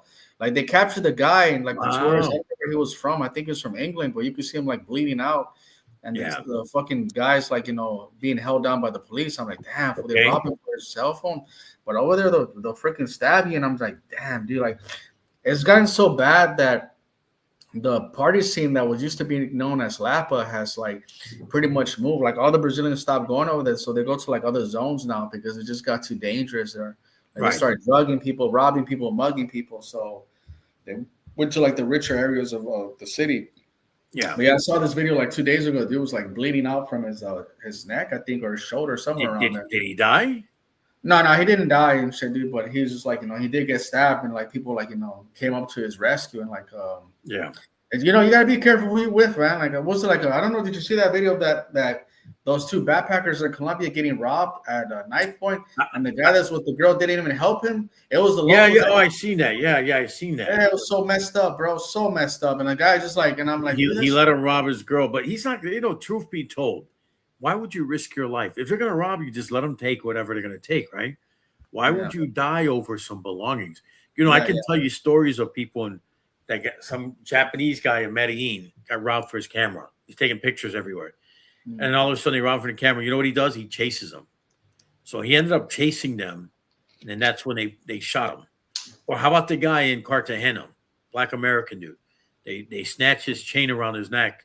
Or the guy in Barranquilla, the fucking Timothy Reed and shit. Yeah, but I think Timothy Reed was a setup. This is all speculation. Yeah, I'm between there too. I agree. I think it looks like it was a setup, but who knows, bro? I'll tell you what Timothy Reed did, and I don't know 100% the whole story, right? But what I've understood from talking to people, what he did is he started paying the landlord for the property he's going to buy in cashier's checks. Somehow he just wired it to him. He didn't even have an attorney involved. How would you not? God rest his soul. If I knew Anthony, what's his name, Timothy Reed, I would have said, hey, buddy, let's go get you 3 damn attorneys. And even if you have to pay, you can do a consultation with each one for $100. And all you do is say, hey, I want to pay you for 30 minutes of your time. And you do a consultation. You pay them $100 just for 30 minutes. Say, hey, explain to me what you guys can offer me. And you go to 3 attorneys to see which one's got a good reputation, which one you want to do business with. And hopefully it was a referral by word of mouth, right? But he didn't do that. He went and started wiring money to the damn landlord. What makes you think this guy, he can go pay somebody a few $100s to kill you, dude? And that way he's already got your money. What you're going to do now? And he's still got the title to the property. But I don't want to talk about it because it's pretty depressing, to be honest with you. Yeah. You know what I mean? It really is depressing when you think about it. It's like, you could have done something to help him out. It's just, I don't know. I don't know how somebody didn't help him out. He had a YouTube channel. Somebody should have reached out to him and said, hey, buddy, can I ask you a question? But I don't know. Maybe it's, who knows? I don't know the whole story. I just think it's a little bit upsetting. It's a little bit upsetting because I think, I have my own perception of it, but I don't want to jump to conclusions because I could be wrong. But I have my own opinion on what I think happened. Yeah. Same here. A lot of people have it. Brazil's your favorite country. Yeah. But it's definitely dangerous. Actually, the South is probably the only safest cities. Like I think Curitiba is pretty safe. There's like a German town that I discovered. Like it's not that far away. I might hit it up. It's like a city of like 400,000 people, but it's like German. Like it's like the town. The town looks like a German city, like old school. So I might hit it up. I know there's a Confederate city in the south of Brazil. I want to try to look it up as well. I might visit it too, bro. I want to go off the beaten path for a few cities, Right. though, maybe like 2 or 3. So just I might check out that German town. If the Confederate city is not that far away from there, I'll probably check it out as well. And shit, dude. But I just like Yeah. that's a city a lot of people don't know. It's like a city in Brazil where like the Confederacy when they lost or whatever, a lot of the veterans they took off there. And shit. Yeah. Mm. Macedonia. You know, I think, some like depends on what your preference is. You know what I mean? Some people like Eastern European women. I think, look, I think you're better off. No, I don't even. I don't want to judge. I don't want to prejudge Eastern Europe. I can tell you what Latin America is like and in other places. I've been to 40 countries. I haven't been to a lot of Eastern European places. I have not.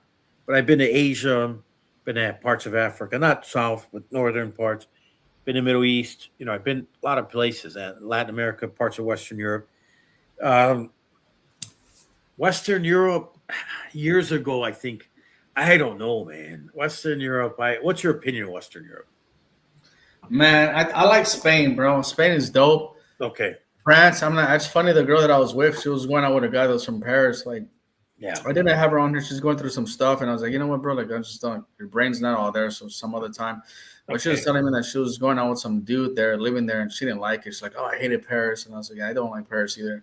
Right. Germany, not my cup of tea. I like Amsterdam, but only for a few days. Belgium, you know what I really like? I really like Switzerland, bro. Like if I had the money to retire somewhere and I could choose where, it would be definitely Switzerland. What are the reasons like why, that, bro? That's just away from everything, bro. Beautiful. Like imagine waking up every single day in a cabin home and just seeing the beautiful mountains, especially during winter. What are you talking about? You can do that in Colombia. No, fuck that, buddy. Nah, bro. You're talking about safety. Man. You talk about safety. Oh, there you go. All right. I get it. The safety part of it. Okay. Yeah. That's important. People don't realize. Listen, I mean, I've been to China many times, right? China's really safe. The only issues you'll have in China, and this happened to me when I was in South China, when all the foreigners left China and then the companies were closing up shop, a lot of Western companies, and then resetting up shop in Vietnam, Indonesia, other places, right? It took a toll on the economy in China. They had to pivot and look for other customers because the U.S. was really shifting their operations from China. Apple moved out of China, right? They slowly transitioned out of China. They're going to make a complete move to another neighboring country. I think it's India. They're setting up shop in India. So India is going to benefit, right? But I talked to a guy. He was an engineer in South China. I said, hey, man, what do you think about Americans? He goes, I don't like them. I didn't say anything else after that. But there's this anti-Western. I wouldn't even say anti-Western. I think right now, whatever companies are pulling out of China, there's an anti or a negative sentiment towards those countries. So if you say you're American, it's just because they're moving out of China and setting up shop in a neighboring country, they have such a bad opinion of people from that country. Like and that's like anywhere else. It's the same in the U.S.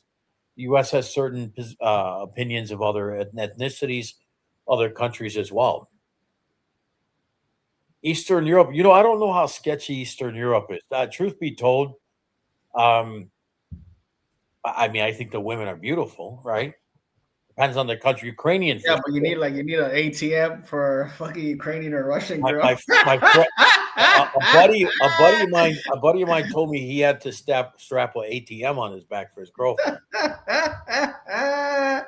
I think that's anywhere. I'm telling you, bro. I'm telling you right now that I had a friend that was like a vet too, and he was dating. I actually met her when he was with me in Puerto Rico, a Russian girl, but living in France, and she used to beat the shit out of it. Like I remember one time he called me, but this is why the dating scene is so rude because of simps like him too, bro. Like She beats the shit out of him, bro. Yeah. He video calls me from a hostel because she kicked him out of the apartment. He's like, I'm in the hostel, bro. And like, yeah, scratch marks all over his neck. And I'm like, Wow. damn, dude. I'm like, well, just like you're in Europe, bro, you got time and shit. Like, you got your summer vacation. Just take a train and go somewhere else. Go to Amsterdam. You like to smoke.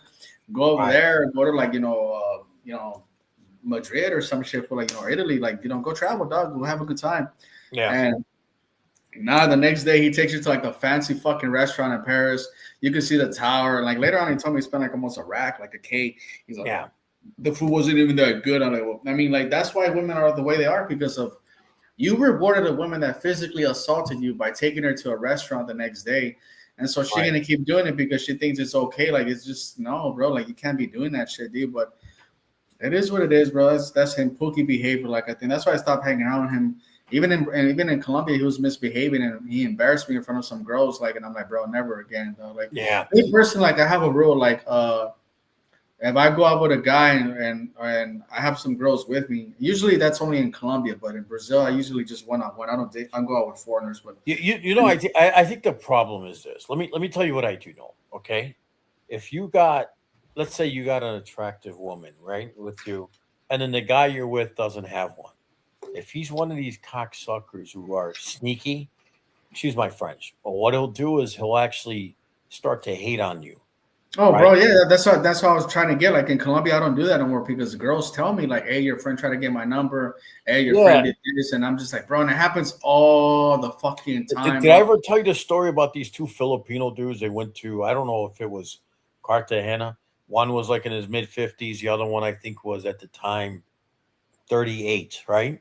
So Yeah, the guy in the mid 50s, he flew in a girl from Cali. She was 21 at the time, and he was like mid 50s. The other guy's his buddy. They're both Filipino from the US, right? Living in the US. And so they fly to Cartagena, and the guy that's 55 flew the 21-year-old from Cali to Cartagena, and they just partied. And turns out the guy that's 38, because the guy that's 55 was hating on the 38-year-old, he said something to him that hurt his feelings. The 38-year-old is sneaky. He stayed up late with the 21-year-old just doing drugs, And then all of a sudden, he supposedly took her from his buddy. You know what I mean?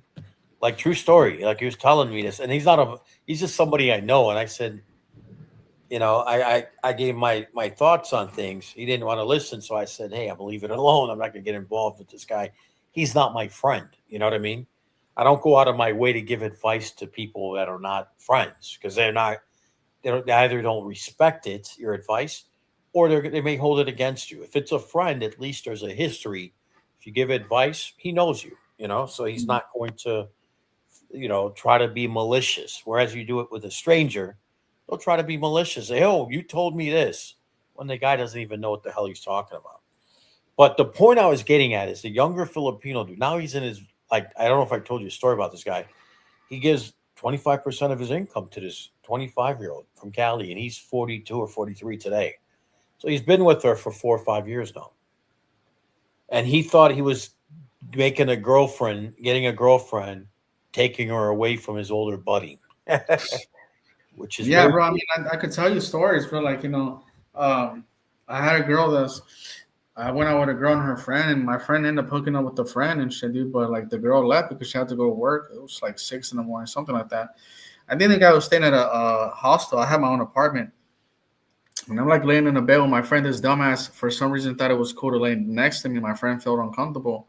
She's like, I want to leave, and I just told her not to leave. So I told the guys, like, bro, it's like 6 a.m. You can see the sun. It's like, I mean, you already got laid, bro. Can you just like, you got to go home already, dog? He's like, oh, okay. But it's just stupid people like that, dude. Like, or like, I'll go to the restroom and I'll come back and like that same girl told me, it was another dude too. It's like, oh, your friend tried to get my number and shit. He's like fucking, but you just like, you see it and shit, dude. It's just like, you don't take it personal and shit, But that's one of the reasons. And it's not just that, but also even the Colombians. Like one time I was like, I went to like a bar over there with her and I was just like, the bar has like this little bowl, like this pit where they have like balls where you could jump in. And so she's in there and like, I took her out and like some Colombians, like I think like when I went to the restaurant, were trying to like pick her up, trying to take her home. and she told me, she's like, oh no, these guys are like trying to take me away from here and shit. So I think that's where the jealousy from a lot of Colombians come from as well, because they know like we got the purchasing power, like we could buy bottles and we could like have a good time. I'm not saying that they still don't get the girls for free, because they do, many of them, but a lot of them don't and shit, bro. And so yeah, man, I seen it with my two eyes. Like dudes are just like being jealous, and I just thought laugh. It happens actually even here in Brazil. I think in Brazil the men are a little bit more aggressive about it, bro. Like I just I've had guys like fucking like test me and shit. I'm like, damn, funny.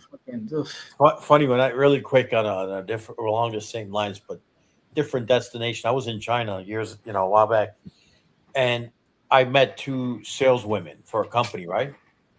And we're walking through the town, and in China, there's more men than there are women. And this guy sees a foreigner with two Chinese women, and he looks at her. He looks at me. He goes, "What the hell does this guy got?" So then he looked at me. I grabbed my jacket, and I told him it's the jacket. That's why I got two Chinese women with me. So he didn't know he was going to go out and probably buy the same jacket the next day. But the point is, the men outnumber the women in China. I don't know the exact number, but it's more men than women.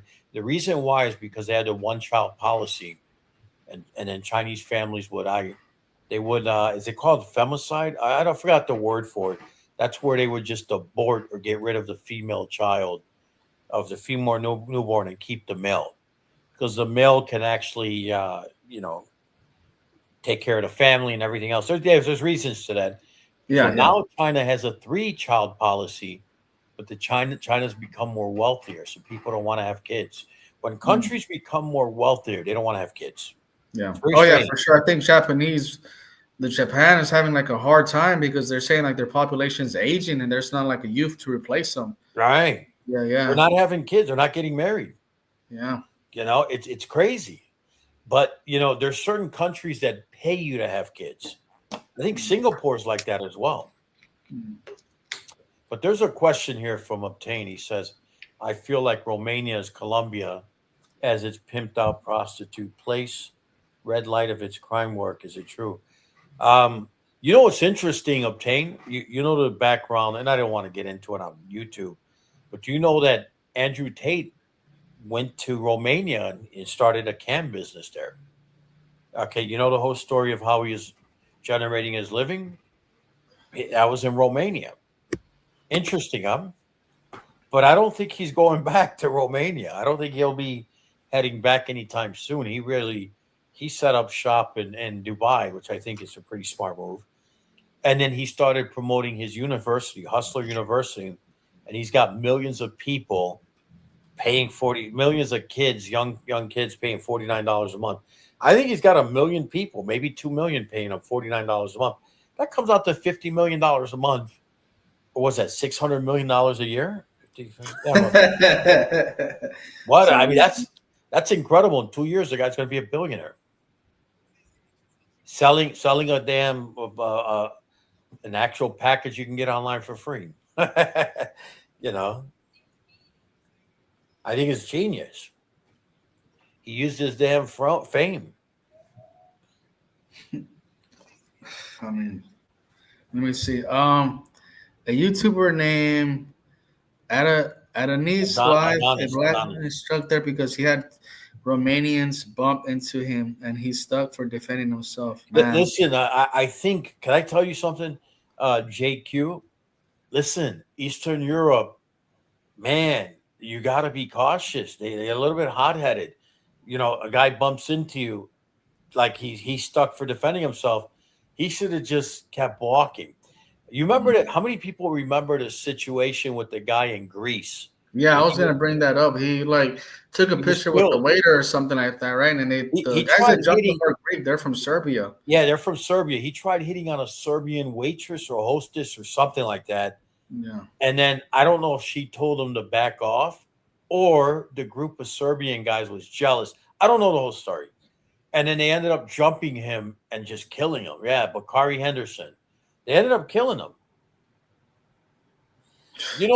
I think, from my understanding obtained, Romania, yes, to some degree, but it doesn't have the I think per capita doesn't have as many good looking women as Ukraine or maybe even Poland. But I think, from my understanding, listening to other YouTubers, Poland's questionable, especially to certain people. Like, but I don't want to prejudge that because you'll get depends on the generation. Like, millennials. You guys remember when Austin went to Poland? Didn't have a great experience. But then you see these older African dudes in their 30s and 40s sitting there doing Spanish salsa with Polish women. So I don't know. I think it's generational potentially. I could be wrong.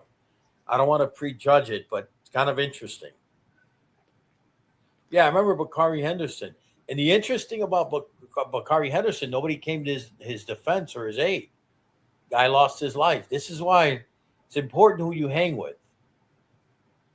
Yeah, where's Wes? He says that Poland loves Asian people, which kind of interesting, right?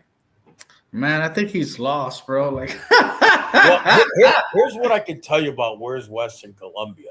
He doesn't know Colombia. First of all, he doesn't know. Can I tell you why I know that's the case? First of all, Colombia, you guys know the statistics for Colombia, single mother rate and everything else.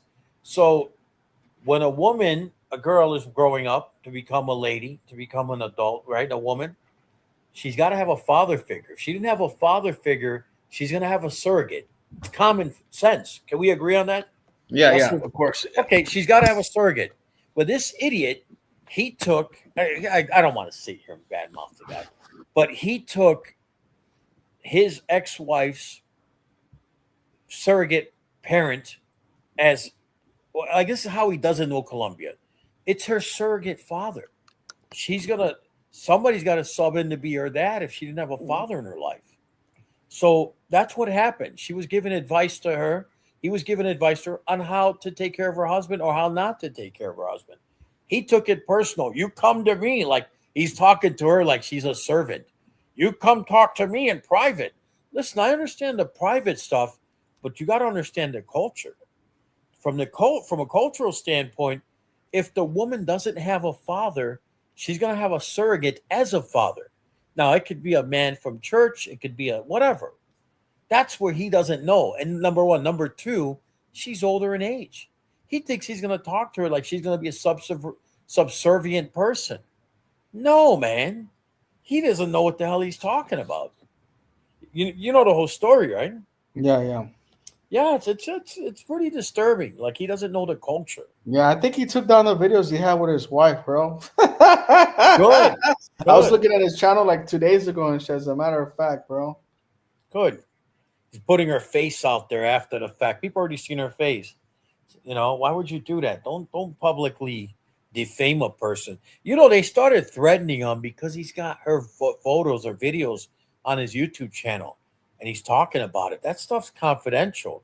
Some things you keep private, man. You keep it private. Yeah, but he did it more than once. He did like 3 videos on his wife, and like you could just tell he was like. I think what happened with him too was he wanted to go back to how he was at first and like smoking weed, and the wife was like not having it. There's always 2 sides to a story, so 100%. I kind of didn't believe his side, bro. If I could be honest. He wanted to go back to that. I wouldn't say that more non-traditional lifestyle. You know what I mean? And she wouldn't bend. Not only was she not bend potentially, she's older in age. She's 35. I think she's got a couple of years on him, right? Yeah.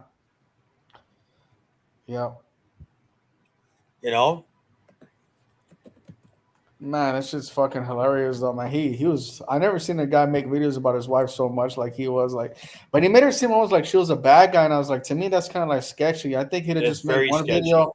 Yeah, he should be like, all right, it didn't work out. I'm not gonna say what she did, but he started talking about details and like you're putting her personal business out there for the whole world to see, and so I think maybe that's why he got like a reaction that he got from the Colombians.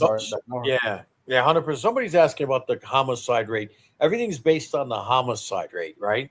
Romania has low crime compared to Colombia, right? And I'm not going to badmouth Colombia, but it's considered very low, to be honest with you. Yeah. It's similar to many safe European countries. Colombia, it's all based on per 100,000 people what the homicide rate is. And Colombia in the recent years, it's improving, but it's 20 to 25 per 100,000 in Colombia as a whole. So Colombia's murder rates, it's roughly about 50. If you look at the It actual ran stats, west out of Colombia. You know it's that he said that his wife went to the embassy to get him to stay. Like, I wonder what he did so bad. Like, to me, it's like, what did he do? Like, something tells me he might have owed money, or maybe they let no. him- What he did is he attacked the church, which is something you don't do. yeah, there. but maybe they give him like credit like for his house or something. Like, he's like, I'll pay you back. Like, maybe they get him money so he could get furniture. I'm thinking maybe like a I don't know. I bed, don't know if that's sofa. what it is. I just think he was attacking the church. You never do Yeah, that. yeah, of course. But it was just a series of other things though too, not just that. Like, Could have he been might have like been in he debt owes with money, them. right? Yeah, they might have lent him money so he could like get a To house or open some his shit like that. restaurant. Yeah, open his restaurant and everything Yeah, else. who knows, man? Like something financial because for her to go to the embassy, who knows, man? Like there's always two sides to a story. Yeah. But And you know what? She tried to get some because you got to pay for divorce. She tried to get somebody assets or something like that, and then he ran off with it. Yeah, I don't like, first of all, I don't think the guy knows the culture completely, right? I don't know it all, but I do know that if you look at the stats and then you look at how even my girl, right? Like even your girlfriend or whatever, she doesn't have a father, she's gonna look for a surrogate, somebody to step in to become the father figure, right? Every woman has that. You gotta know the culture, man. I don't like that. I don't like what he did. I'm not perfect. Let me tell you guys, I don't know it all, but I know more than the average person. I've been there for years. 7 years is a long time, almost 7 years. Not only one city, multiple cities. And I've been to most cities in Colombia. So it varies from place to place. And I always try to look at the numbers. I want to look at the stats. The homicide rate in Colombia, I hate to bring this up, 20, 25 per 100,000. Now, it varies from neighborhood to neighborhood as well, city to city as well. So you have to take all of this into context. Now, you're going to be safer in certain places in Medellin. Obviously, certain areas of Medellin are very safe, and as a whole, it's safe. But then you go to places like Manrique or whatever neighborhood that they say is Bajal, it could get very dangerous. You look at the homicide rate there; it's pretty damn disturbing. man, I don't know. Who knows? I'm just taking a guess, man. Like, but that's just fucking funny. He took the videos down though, fool. But I just know that I think he even said like I know that he took like the videos he had with his wife, like the original ones, and she wanted them off. But I mean, man, bro, that dude, but the problem with him was that he came after a lot of like the foreigners, and like all you guys are like you're like this, you ain't shit. Like, look at me, I found a good wife, ha ha ha. Yeah, Ha. He was throwing it in yeah. people's faces. Everybody does that. That Yeah, Indian yeah, guy from that's where the Australia. problem came and shit. Because he was definitely throwing it at people's faces, like I got, like y'all. Yeah, Get look your at me clothes. now, man. I am like, Yeah, look at me. I got a good woman from church and blah blah blah blah. And then like not even a year later, he's like, man, guys, like I can't smoke my weed. Her stepdad is like threatening to beat the shit out of me. Like, oh that's my god, funny. who knows? These countries that I mentioned got something to do with the Colombian drug trade. I don't I think don't it's know. just. I don't think it's just Colombian drug trade. You got to keep in mind you still got other drugs as well, right? Not just drugs that might potentially come from there. You got heroin. You got the. Keep in mind again. I don't like to talk about it because it's something that's a very Yeah, delicate topic. I can't even scratch the surface on, so I'm not going to sound like I'm an expert. But yeah, you got to keep in mind it's also all other elements as well, selling whatever other drug that they're selling. But that's a whole different topic. I don't want to even open that door because I don't know. Why even sit here and pretend? I do know, but I don't like to discuss it because that's not something I want to delve into. But yeah, from that standpoint. But those countries, yeah, you mentioned, I wouldn't say something to do. It's got multiple elements to the actual trade mm, obtained. So not just look at heroin; it comes from yeah. where, right? So Nah, look who at the knows, overall. bro? Yeah, I wouldn't be surprised. I wouldn't be surprised if he comes back to Colombia, bro. Like, yeah. this dude is Oh no, you. but if he comes back to Colombia, the problem is if he comes back to Colombia, they're gonna wait for him at Medellin. Okay, so Manizales he could never go back to. Yeah, for sure. No. Manizales is a very conservative city, like very small conservative city, but they if he comes back to Colombia and he's out there videotaping, man, it's risk. Somebody will get on a bus or get in a car or even fly to Medellin to find him. You know what I It mean? wouldn't be that hard to find. Too, You know, like, I have to agree with CC. You know, CC, I don't really try to badmouth people because if I ever have a channel on YouTube, last thing I want them to do is frequent my channel. But I can tell you this, CC, he doesn't, and he'll probably admit it himself, he doesn't know 100%. If I talk to him, be like, listen, have you considered that she needs a surrogate father? That's really what it is. And that's just how it is. That's how they roll. And my ex-girlfriend from Pereira, her surrogate father was her uncle, which was a really weird relationship, you know, which I don't even want to get into. But here, I'll give you an example. Have you guys ever seen this before? You ever seen where like a young girl's holding her father? They look like they're a couple. I'm like, dude, why are you too close like that? That just doesn't flow with me well. Have you seen that where like a young girl's holding her father like it's her boyfriend? That's too much intimacy for me, man. Have you seen it? Like, just you haven't seen no, it, right? no. Yeah, you got to see it. Some places it's just too. Or how about the one? I don't know if you guys have seen that. I should be putting it out there. No, I'm not going to put it out there. I'm really not, because I don't want to generalize. You know what I'm saying? You see it one time, you don't want to think it's common. Where they have a son sitting there, kind of, he's like got his arm around his mom, like looking like they're damn a couple. You know what I mean? That to me is very strange. You know, and again, I'm not. Have you seen that? No, no. An unofficial persona non grata from Matosales. Oh, Manizales? Is I'm that pretty sure. Manizales? I'm pretty sure if it goes back, he's gonna get an ass whooping though. Oh, yeah, no I know mercy. he is, bro. He's talking so much He'll be shit. lucky. And I know they saw Listen. those videos. I know they saw those videos for because you could even download videos on YouTube now. Oh, So who knows if they they're download those probably videos? they're probably fuming. You know what I mean? Because this guy, Yeah, bro. he's If they putting make private that girl look like a information out there. shithole person, dog, like who knows? Like I want to get Well, to his here, head, bro. I'll Like, give you an example just to prove my point. It could be a few things. It could be that he's young, right? I think he's like 28, 29. It could be a few things. Number one, you don't put somebody's private stuff out there like that. No. That marriage or that whatever is going on with the church, that doesn't go out there. That's not public stuff, dude. You can sit there and go down a different path with things. He's screwed, to be honest with you. If he steps foot in Medellin, I would say Manizales for sure. But if he starts he films in Medellin, they find him. He's done. He said recently he made up with his wife. I don't know though. He's 30 now. Who knows, bro? He says so much shit. No, bro. I don't think he made up with her. I don't think she's gonna forgive him. He Nah. might have like maybe talked to her and maybe sent her because he still has to pay for the divorce. She needs to get somebody assets from the divorce, whatever it is. But he might have negotiated that and said, "Hey, sorry, it didn't work out." Maybe giving her some money and then things calm down. Oh man, bro. Just I don't know, bro. I remember him saying, I got some real friends over here and they care about me. And then like a year later, it's like, man, they don't like me. I'm like, bro. Like, Oh no!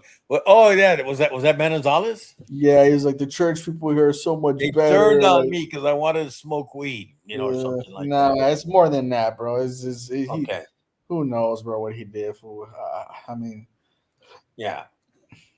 What a shame. I seen that when he there's started. a lot of saying- guys that go through that, dude. They marry these women because they have like a certain picture that the woman's gonna behave, and like just like it doesn't work out like that. Actually, I saw a video today of some really big dude marrying some chick in Colombia, and he brought it to the States, and I'm like, ugh. She left. I think him, huh? Buck's on here. Buck was getting into with that guy that was like married that Colombian girl, and he brought it to the States. He supposedly spent like thousands of dollars on her, and she ended up cheating on him and stuff like that. But I mean, I just looked at the guy and I was like, I looked at him and I still see his stories. I was supposed to have him on my channel, but he started like, oh no, people want to have me. People want to charge. I want to charge people now because I'm popular type of shit. I'm like, I'm not gonna pay you, bro. Like, I mean, like, dude, like, I mean, guys just like around pros every single day, and they're good for him, But like his story didn't match up. He's like, oh, she bought me things, and like I met her at the mall, and I don't believe it. If I had to take a guess, she was probably a pro that he fell in love with, but he doesn't want to admit that she's a pro, and he thought he could change her, and he brought her to the States. and shit. But Okay. that's what I think it is, though. And just it happens. You know what I'm saying? Like, whatever. Just like I seen a guy. I bet this is back then, like in 2011 or 12. I was at a barbecue. It was a lot of these foreigners from the U.S. I think foreign U.S. and Canada were retired. So these guys, they would have these barbecues, and they would invite these young girls, but they weren't just regular girls. They were probably prepaid. You know what I mean? Maybe I yeah. don't know. I can't really tell. You know what I mean? Like you can tell, but you can't tell. One of them, the guy's probably like at that time. This is back in 2012, right? He was probably like 65, 70 years old. Then he had a 20-something-year-old, like 25-year-old girlfriend. And he said, I'm going to marry her. I'm going to bring her to the U.S. I love her. I'm like, okay, good luck on that one, buddy. Man. Yeah. It was kind of weird because I was Oh, like, it's funny because you see like the pictures on this girl's Instagram I saw today actually, and it's the pictures is all her, maybe like one or two pictures of the dude. The right. guy has money because like I can see that she's been to a bunch of countries, Paris, and she's been to like just a bunch of number of countries that I saw. Yeah. I'm like, man, that guy's loaded. But I think guys not used to handling around women. Like you could just tell he's a big dude, like almost 300 pounds, and the girl's like Okay. really good looking. I see it all the time. Like I met a guy personally at the bar in Medellin a few years ago. This guy was like really huge, bro, like 350. Yeah. Talking about he met the Colombian girl. Supposedly he met her in Florida, Okay. not in Colombia, but she's from Medellin. But Yeah. married her, brought to the States, and like she said that she cheated on him with like a millionaire. But I'm like, okay, bro, but you know that your girl's like a fitness trainer, like she works out, like she's a like likes to go to the gym 5 times a week. Yeah. Good for her. And you're a slob, bro. Like you eat like shit, bro, every Yeah. single day. It's obvious. Yeah. Like, your teeth are all fucked up. I was Yeah. like, and I don't want to tell him this, but I'm just thinking in my head, like, He's delusional. where in your mindset do you think you have something in common with this girl? Like, you're literally like the complete opposite of what she stands for, like health, fitness, and you're just a slob, bro. Big dude. You know what I was thinking about when you said that? The guy that eliminated that DJ from Bogota. Yeah. You remember that? That's the first thing that came to mind because he was a heavier set guy. Yeah. But she was trying to get him to like make over himself, slim down, or I don't know. It looked like she was trying to get him to kind of, but he was going from one bad scenario to another. I think he got divorced or separated from his wife and kids. Yeah. The guy that got rid of the actual DJ. Yeah, his wife came out and said that he was abusive and shit like that. But I don't know if his wife's lying though. But that's what she came. That's the only statement I ever heard from her. Like, I think she had like 2 kids with him. She said that he was abusive and all this bullshit. I don't know if it's true, but yeah, who knows? Yeah, I don't Could know. be, but I don't know. Maybe mentally, who knows if it's mental? I don't know. Like I always go. Like I was thinking about it. I was talking about it with my friend there on the phone. It's like I think what happened when he confronted her in the hotel room, like she probably just like fucking snapped back at him and told him. I think she might have said, "Listen, dude, I got another guy. I've been using you all along. Blah blah blah." Like really, maybe not direct, but just maybe like says something like, "Hey, this is the way." I think he might have gotten a hold of the text messages. I don't know. Supposedly she hired a private detective. I don't know. I remember I was telling you about that dude that went crazy with that Paisa girl. Like he made like a whole website about her. And I look at the website, like, damn, dude, that's just too much, bro. Like you're doing too much, bro. Like just like, and I'm just like, you weren't married to her. You don't have no kids, bro. Right. You're not financially tied to her, bro. You didn't buy her house. Like just let her go, dude. Yeah, of course. But he's like, I was on the live and I was telling him, like, bro, you're doing too much. And he's kind of like getting upset. But I was like, well, he is doing too much. And she's like, she's a whore. Like he has like this website about her. And he has like categories about her WhatsApp message. Let me tell you something. I think the mistake even though you're being honest with this guy, I think the problem you're going to have is you're going to be honest with the guy. He's already created a website that should tell you something's wrong with the guy. Yeah, bro. He's mentally unstable, bro. Yeah. So the problem is nobody overseas. Like if somebody cheats on you, bro, you move on, bro. No, I know. Listen. You might think you're helping this guy, but he might be so.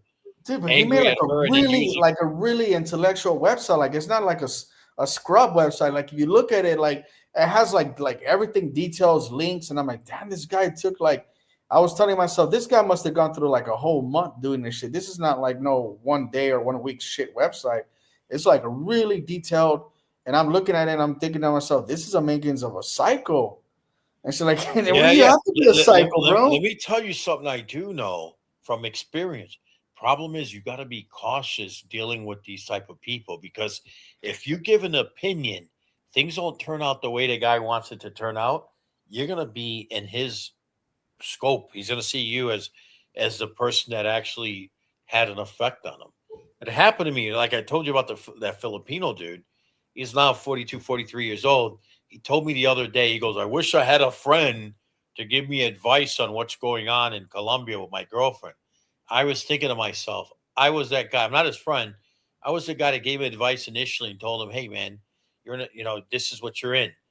Now I don't even give advice anymore. He talks about it. I change the subject. I don't talk to him often. But when he does bring up things, I change the subject on the guy. Why? Because it's a waste of time.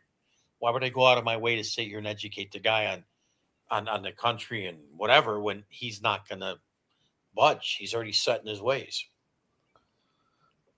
Oh man, I gotta give you the website one of these days, bro. You freaked the hell out, bro. Like it's just too much, bro. Like I look at it and he put like all the sugar daddy shit had on the side, and I'm like, dude, like I was like, I understand, like I think he was with her for like not even a year, bro, maybe a little bit longer, but yeah, I just like, bro, like I think of him like, and I think about the DJ as well. I'm like, man, I don't know who knows what happened in that room, but like.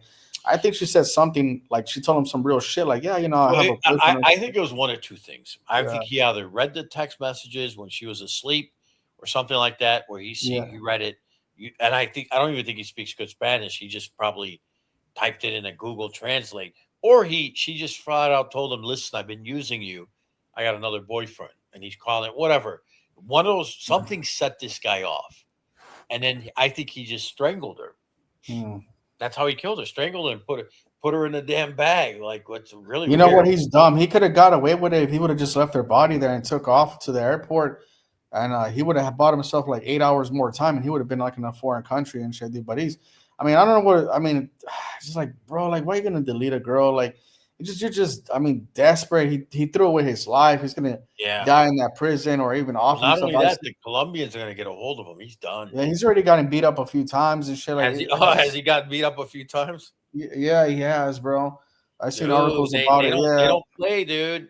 They don't play. You know. Yeah, I think he ruined his fucking life, and he ruined our reputation as a whole because when that happened, really, like a lot of Colombians got pissed off at us, but I'm like, whatever, dude. Like, you know about the is he American or Canadian or German? I don't remember where he's from, but in Medellin, downtown Medellin, there was a guy that was homeless from the West who ended up beating up his Colombian girlfriend, who was also homeless with him.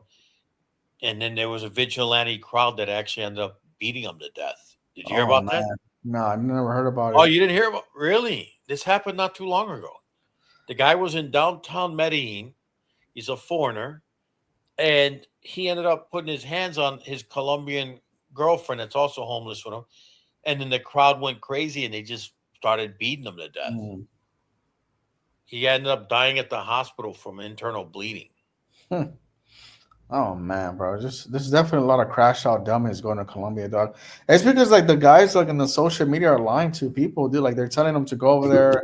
You can find a fit, feminine, friendly woman, and like selling guys dreams and shit. Not telling the people how those women really are and shit, dude. But you go over there, it's just a place to mean like you can have fun. I wouldn't date in Medellin, maybe like another city like Cali or something, or Bogota. I wanted something serious, but even then, I'm just kind of like skeptical of dating Colombian women.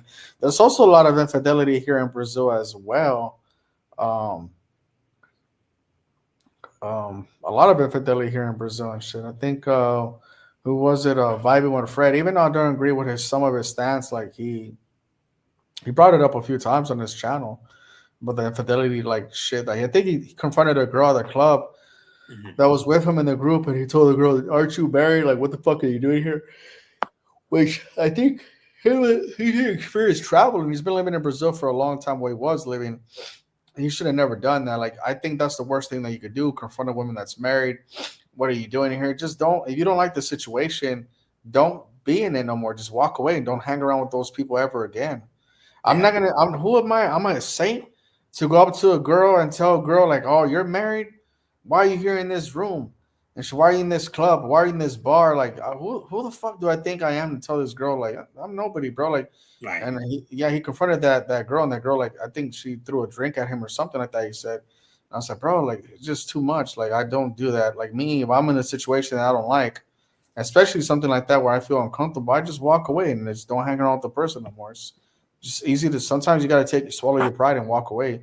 He didn't do that. He confronted the girl. I don't know why he thought it was a good idea, but yes, not didn't turn out too good Bad for move, him. huh? Yeah, bad move. And don't know the girl has friends in there too, like male friends too, and she Yeah. could lie. Oh, this guy harassed me, or he put his hands on me. Like damn, be like, I'll tell you something I do know about Colombia. Like, there's a reason why.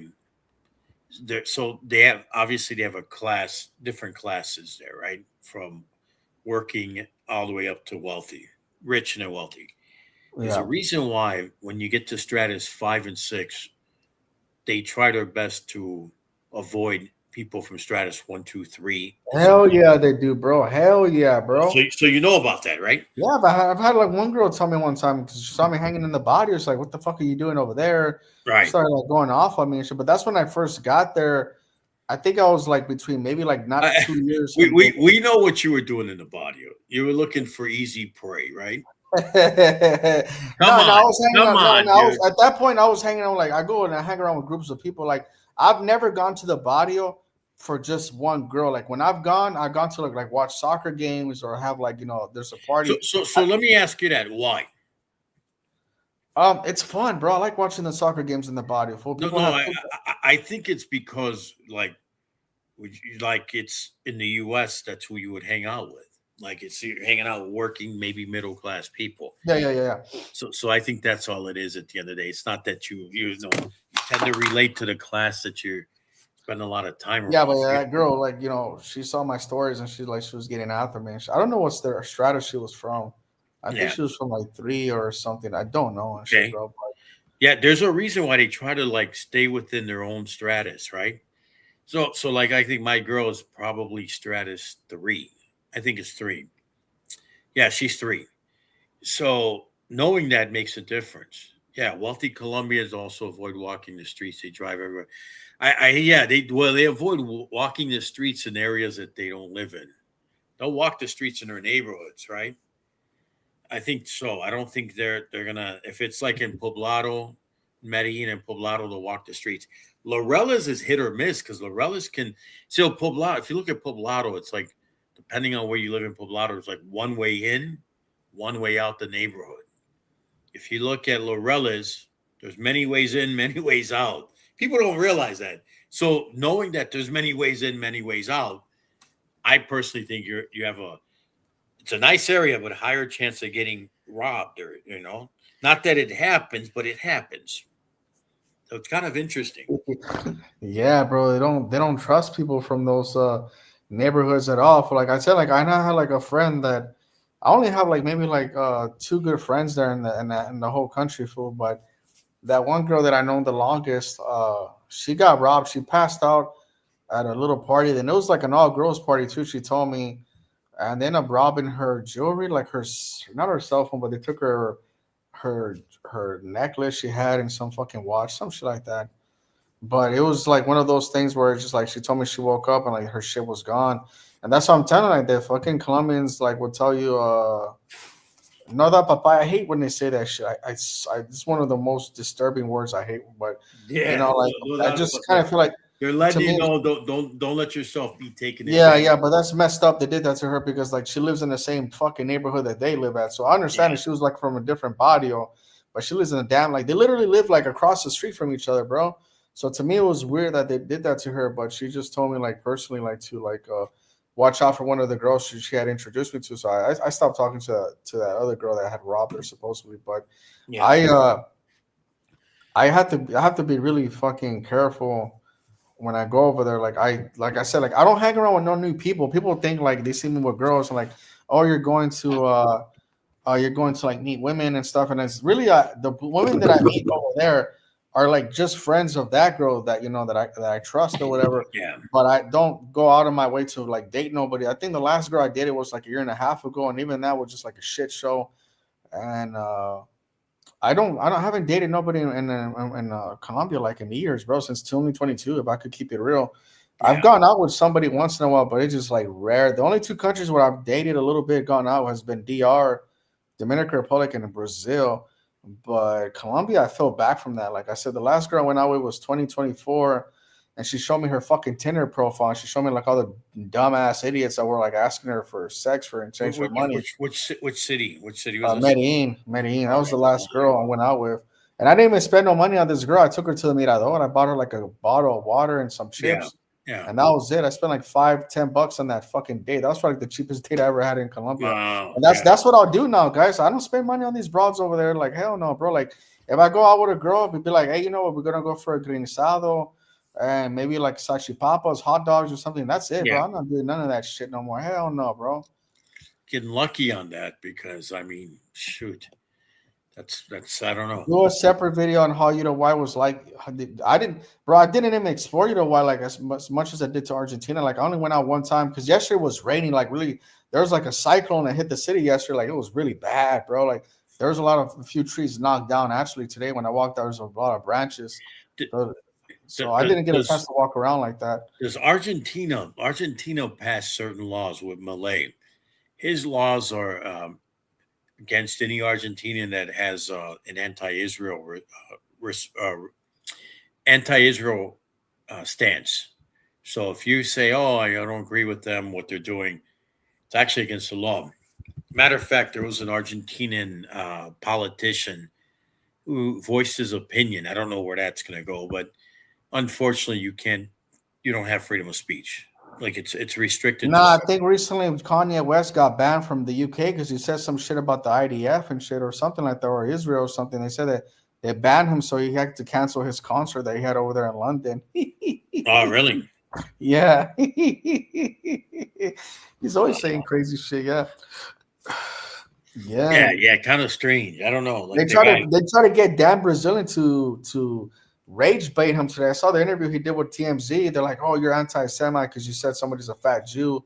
Yeah, and it's like, yeah, so what and shit. Like that doesn't make me an anti-Semite. Like he was like I don't really like his style, but he was really articulate in that interview, and he kind of like cooked the two guys from the TMZ. Like, and everybody in the comment section was saying the same thing, that he cooked the two guys. And that shit was fucking hilarious, though, bro. You know who also got cooked recently 2 weeks ago was that dude, Piers Morgan, bro. He was talking shit about this one dude, influencer, and he busted out a picture of this dude's wife. This dude's wife, like when he went on vacation, or I'm sorry, the guy went somewhere, the girl did like, she posted something on her Instagram. I wish I could have like a guy cleaning my car or something. She's like in the bikini. And then she took a picture of some black guy cleaning her car and shit, washing her car. And so he like, when he's talking to Piers Morgan, he busts out the cell phone. This is your wife, guy. This is your dream, man. This is your girl. And Piers Morgan just like shuts that shit. That's all the cats with this interview. Like, that's funny. Yeah. He showed his wife like in the bikini behind the car. There's a guy cleaning the car, bro. But he cooked them though, bro. He's just like talking shit to this dude for like a long time. And the funny guy just like, he had the picture say, he's like, look, this is your wife, bro. This is your girl, bro. Like, wow, no kidding. I gotta see that. I definitely gotta see that up. You gotta see it. Piers Morgan gets cooked. You put it on YouTube, and they're just gonna call. That guy was like, he was just fucking. He's a young dude too, like maybe like 23 years old. Piers Morgan's like in his 50s. Oh man, it's just fucking embarrassing, bro. That's nuts, dude. That is nuts. Wow. No, but that's what happens to a lot of guys that go to these countries too, bro. They have like this thing where it's just like, oh no, my wife's with me, and she's like, bro, let me tell you something. Like, if you're gonna get with a Colombian girl, Dominican, or even Brazilian girl, and you're not living with her, bro, she's cheated on you, bro. I'm gonna say 80% of them are gonna be cheated on you, bro. I'm telling you that right now. And she's like, you're not living with her, bro. And you're gonna be seeing her once a year, 2 months out of the year, or something like that. No, bro, you're gonna get it played. I don't give a shit. Yeah, of course. You know, I seen. I think this was in Barranquilla. I was at the mall, and I see these two attractive, young women, whatever. I would say they're young, probably late 20s. So I see them, and they're like, they're going to the Western Union, and as they're leaving, they're laughing, ha ha ha. Like, coincidentally, in my head, I was thinking Western Union Poppy. You know what I mean? taking care of it. The guy's sending them money, Western Union. They're laughing about it. I told them. So it's kind of like you don't know. I don't even you don't But know. it depends though, dude. Like some Latinos, bro. Like I would tell you, like me personally, the worst Latinos that I've seen, and their countries, respectable countries, Dominicans, bro. Like they've lost their masculinity, bro. Like how Americans have lost their masculinity. Yeah, Dominicans are like right next to them, dude. Like super bad, bro. Like it's funny because Puerto Ricans are like really hard, and so are fucking Cubans, bro. But man, dude, it's just like man, I just see the way they treat the women over there now. Like they have them like they have this mentality now, like the same thing as Americans do, bro. They're spoiling them. They're taking them to 5-star resorts. And I'm just thinking to myself, damn, Dominican men used to not be like this. They used to take their women to the Colmado, buy a few presidentes or maybe like a bottle of rum for like $25 and spend $30, $40 max, and that was it. And now these guys are spending like money like crazy, like taking them to like resorts and like nice hotels and shit like that. I'm seeing this on my stories on my WhatsApp. And I'm like, damn, all these attractive women. If you're a girl that's from DR that's a 6 and above, like you're getting treated like royalty. Like, and I'm seeing it, bro. Like, I'm seeing girls like that I used to talk to like back in the day, like go to all these fancy spots. I'm like, ugh. And same thing happened in Colombia as well, though. Like, I was actually the Mexican that I met. He's been living in Medellin or been going to Medellin for 5 years. And he was telling me girls that he used to talk to stop talking to him.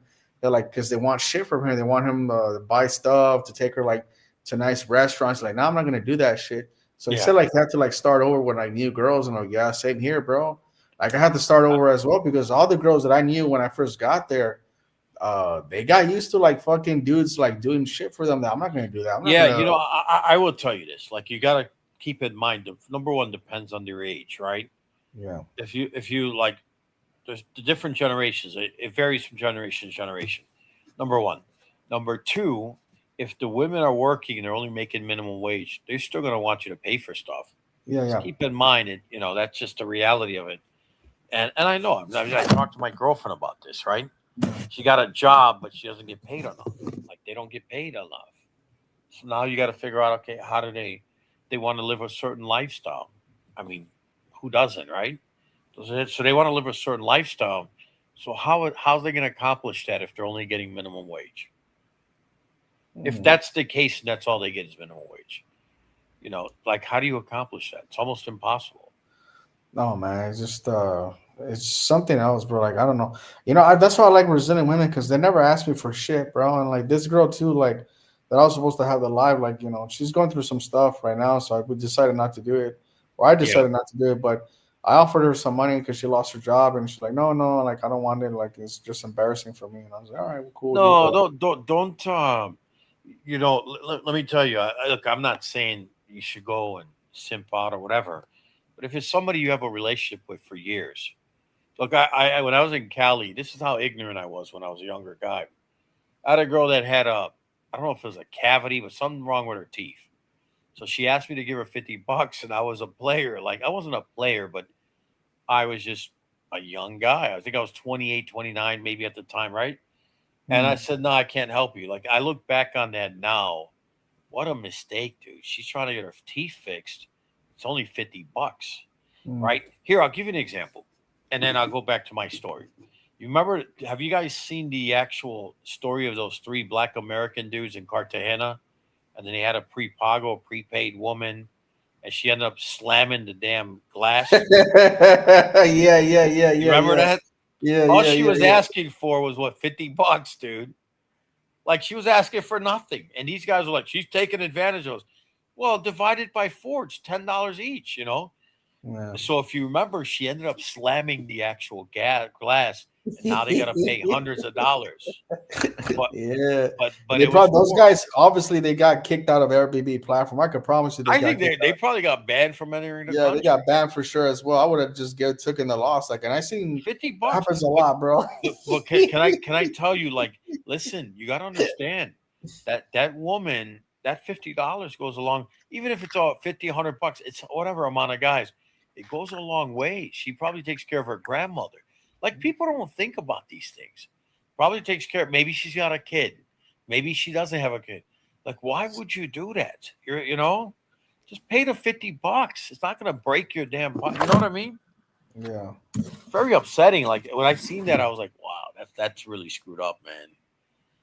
Yeah, she broke the glass table during the NFL playoffs. Yeah, she's like she just broke it. She slammed it. So now it's I can tell you from experience that glass is not $50. That Yeah, glass I is gonna know. cost Yeah, that was hundreds. expensive, bro. Yeah, yeah. What a Oh man, mistake. bro. What a mistake. But it's stuff like that that makes us look bad. I think Razor had another guy on his show like 2 years ago that was like got into with some pros, and I think they wanted a little bit more money, and he was like getting in their face, and the video went viral. But it's just stuff like that that makes us look like assholes in that country, bro. But it's like whatever, bro. Like Well, you know what? As long as you don't attach yourself to the movement, like for yeah, example, there's a guy. He's got a channel talks about the news. He goes, "Look, I'm not a passport, bro. I'm just a guy with a passport that yeah. travels. That's all, right?" That's what he said, which is a valid argument. He doesn't need to. He's not a doesn't fall under the actual guidelines of being a passport.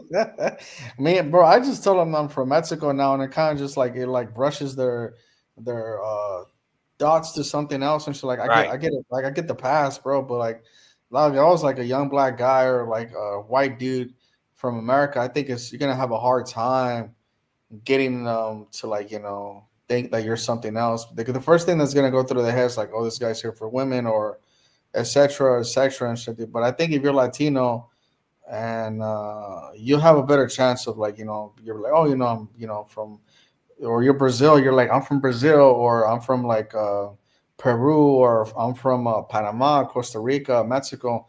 They're not gonna put you like in that same category because they're gonna think, oh, you're traveling for a different reason and shit. But I just man, that just that reputation is just getting worse and worse and worse like by the day, man. Like just Yeah.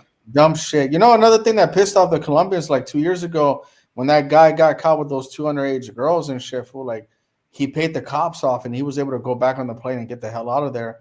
And so that's why ever since then, Federico or whatever has been trying to like catch these people. But I mean, that guy really messed it up for a lot of the dudes there, fool, because I don't know what happened to the cops. I think they got fired. But yeah, man, he paid the cops off, bribed them, and it took all like a bat from hell and shit. And I was like, they're like, the government Um, in the city was like, yeah, we're not gonna do this shit no more. Like, yeah, but well, you know what it is. Like if you look at like you step back, look at the overall picture. Places like the Dominican, well, I don't know about Dominican Republic, but Colombia, Brazil, the last thing they want to do is not only exploit their kids, sexually exploit them. They don't want their reputation. They like you. I think you touched on this previously. They don't want the reputation of being an actual haven for whatever sickles, whether they want to yeah, have kids yeah, I or don't not. blame him, dude. I don't blame him. Like nobody wants those kind of people in their country. Yeah, no. I don't agree with a lot of things the Colombians don't say or do, but I would like I nobody in their right mind wants those type of people going to their country at all. For you want to protect your kids, bro. And so I don't blame them from like feeling that type of way. Like I think the sentiment now is like a lot of guys are going over there for that, which is not true. But I just think unfortunately, there are dudes that are getting caught at the airport. But I think what's going on is that the guys that they're sitting back, I don't think they're doing random searches. I think they're guys that have been on red alert or guys that are like nervous and stuff like that. Because last year I went to Colombia, bro. I had a box of 36 condoms and another box of 36 condoms. Had almost like 80 condoms, damn near almost 100. What else did I had? I had some lingerie, and that's it and shit, bro. And that was like I walked through like if nothing and shit through the Medellin. But I'm not saying like people ain't getting like checked, but I think it's like just people just like nervous as hell, man. I think Razor had a Yeah. guy on his channel a month ago. I was like, or a few months ago, I was watching, and he got sent back. But he was like nervous. He even said it himself, like, oh, I was a little bit nervous. They even told me why am I nervous. So I think it's just guys that go over there that just like shaking when asking, like, because every time I check in, they always just ask me where I'm going at and just some. But I think they're trained to like observe people and observe their eyes, like how they react. So I think a lot of guys are just kind of like and then a group of Americans that got sent back a few months ago, I think it was like they had like $10,000 in cash with them. Like, who carries that much money Right. in a foreign country, bro? And so that's always gonna raise a red flag. The guys like they got sent back and shit. But obviously, I think like they're just tired. They're tired of people treating Medellin like as an open air brothel. So I understand like that's part of their culture as well. But I mean, they're just trying to hold back the crowd. I think that's what they're doing. They're trying to hold back the stampede, man. They're trying the hardest, but I think it's too late, man. Like, who knows? I told guys, bro, just go to other cities, bro. Try out Pereira, go to Cali. I'm not a fan of Bogota and shit, dude, but anywhere, man. Like just like it's not just Medellin, but I guess like people are just like obsessed with that place because of what they see on the social media and shit, man. So let me see. Colombia has had signs up everywhere since our first went to Johnson. They've been cracking down on people's YouTube videos, and I've been giving Colombia even a worse name. Yeah, and like I said, like the last time I was there, I saw like the signs everywhere. Like even when I was at the airport, I saw the signs. But even when I was on the getting off the plane from Bogota to Medellin, the air announcer, the pilot announced like, "Don't be messing around with underage girls. It's a crime." Like I thought it was weird that they were saying that. I think they're really cracking down on it, but who knows, bro? Like I think it's the same locals that are doing it, bro. Like I've honestly, like even some of those underage girls are still working in a central, and they haven't done anything about it, bro. So who knows what's gonna happen, bro? Like I think um, it's one of those things where it's just gonna go day by day, and guess the stories keep getting worse and worse for us, man. Like I was supposed to go to Medellin next month, but I canceled my trip. This girl that was supposed to go to Colombia, I mean, I'm sorry, from Medellin to Brazil didn't come through. And to me, that just kind of put me like in a pissed off spot where I was like, you know what, I don't want to just lay Colombia low for a while. I think if I do go back, it'll probably be for my birthday around September, around there, not maybe like August or some shit. I'm not really like in a hurry to go over there and shit, dude. So I might go back, I might not. Shit, dude, who knows, dude. But to me, it was one of those things where it's just like, damn, dude, like this chick really made me look like a jackass, bro. But that's just the Colombian mindset, bro. Like I said, all my friends that were living there in Medellin, they've all left, and so too many fellas from westernized countries are too desperate and repressed. And the way of the expressing themselves, they want the ESPN Sports Center hot intention to seek a movement. Yeah, yeah, I know, I feel yeah. You can't go as a group and look so thirsty. Yeah, I get it, man. I just unfortunately, guys, it's getting worse, man. Like I said, I'm gonna be heading towards Brazil tomorrow at night. Um, I'm gonna hit up Porto Alegre for a few days, but I'm definitely gonna do videos in Florianopolis and shit. I always meet people in Florianopolis, and then I'm gonna do Bernauros. I might hit up Curitiba on the way back to Rio, but I'm not gonna stay more in Rio more than 2 days. I want to just stay in Rio for like a day and a half and shit. For the next day, I'm gonna hit up different cities, guys. I think at this point, like if I do want to do interviews with girls and stuff like that, it's not gonna be through dating apps or none of that shit, bro. Because like for me, I have to like readjust myself. Like to me, like the interviews that I've done with the girls like years ago, it was all through like 8 apps. Like I would meet them or I would talk to them. Hey, this is what I like to do. Can I interview? They say yes. So almost like 90% of the girls I interviewed on my channel in the last few years, they all came from the apps and shit. But now it's like that shit's dead and it's really difficult. So I have to like readjust myself as a fucking vlogger and do more like cold approaches. And maybe I could get a few girls that say yes and just do it right there. Because to me, people are fucking super fucking independent, not dependable nowadays. Because somebody will tell you they'll do something and like the next minute they don't come through, bro. It's just fucking ridiculous, bro. It's ridiculous, bro. And I can't even apologize to you no more because you know it is what it is, bro. Like, um, yeah, man. It's hard to meet trust people in Colombia. I have the same friends I met at the beginning. And yeah, bro, I'm with Travel Squad, bro. Like the people that I hang out with in Colombia are the same people I met when I first got there. Like the second trip, these are the same people I met in 2000. Well, I went in 2019, but I only stayed for like a month and a half. 2020, I think I stayed a little bit longer. And these are the same people I met. Like the two girls that I'm really cool with and shit that I hang out with are the same people that I met in those like that year and a half, man. And I don't hang around with no new people. Like even when I do meet new people in Colombia, for they're not really solid, bro. They're just about that fuck shit, bro. Are bad overall, not just Colombia. Everywhere the dating apps are bad, bro. When you go in groups on the weekends, Warriors, it's obvious too. Yeah, for sure, man. Me personally, bro, like I said, I don't do dating apps anymore. Like if I meet a girl in Colombia, usually my friend brings her through. So like, hey, I have a friend who wants to meet you, and so like whatever, though, like we'll go to like a nice place and shit, bro. But those are the girls that I've been meeting lately through like friends and stuff like that. I don't go out of my way anymore to like Once in a while, I might meet a girl like, but I usually meet them where they work at. Like I went out with one girl the last time I was there, but I met her like at Comuna Trece. She was working there as one of those people that sells you the granzados, the drinks. Yeah. So I know where she works at. I know where she lives at. So I went out with her just one time, but I don't go out of my way to link up with people like that. Like I used to date a lot crazy back then, back in the day when I first got there. Like every other week I had a different date. I don't do that no more for safety issues. Like I'm good. But it's very over there I just do my own thing, bro. Like I'm just very, very small circle. DR is a lot more safer. I don't have to watch my back like that. Brazil, I've had a hard time, dude. But I think in the next few weeks it should be a little bit more smoother and shit. The Rio and Sao Paulo are just fucking impossible, dog. Like I've been talking to some of my people there. They're getting fucking ghosted, like left like a motherfucker, dude.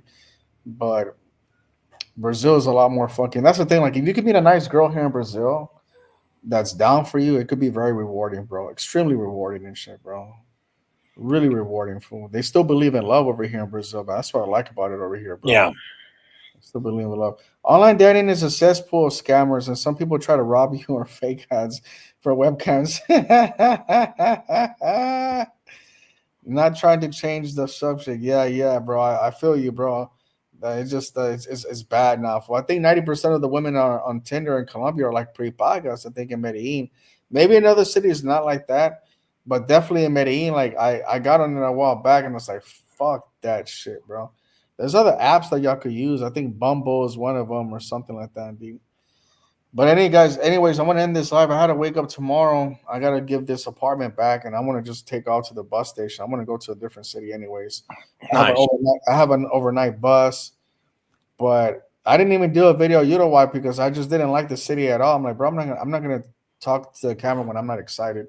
Like, Yeah, of what am I course. gonna tell people like, oh, don't come here? I don't like to shit talk cities as well too. It's just like bad. But I just Yeah. decided like that. I'm not gonna do that, bro. I'll do like I'll do like not Porto Alegre, but I'll do the following city that I'll go to, like Florianopolis, Baianano, and then fucking maybe Curitiba, and then I'll do other cities as well as I keep going along in Brazil. But I'm not gonna do Uruguay, bro, because there's nothing exciting about here. What am I gonna talk about, bro? Like, oh, I got like a nice steak dinner, and come on, man. Like, Yeah, of course. yeah. But anyways, guys, y'all have a good night. Thanks for stopping by and enjoy y'all's weekend, man. All right, you too, bro. All right. Take care.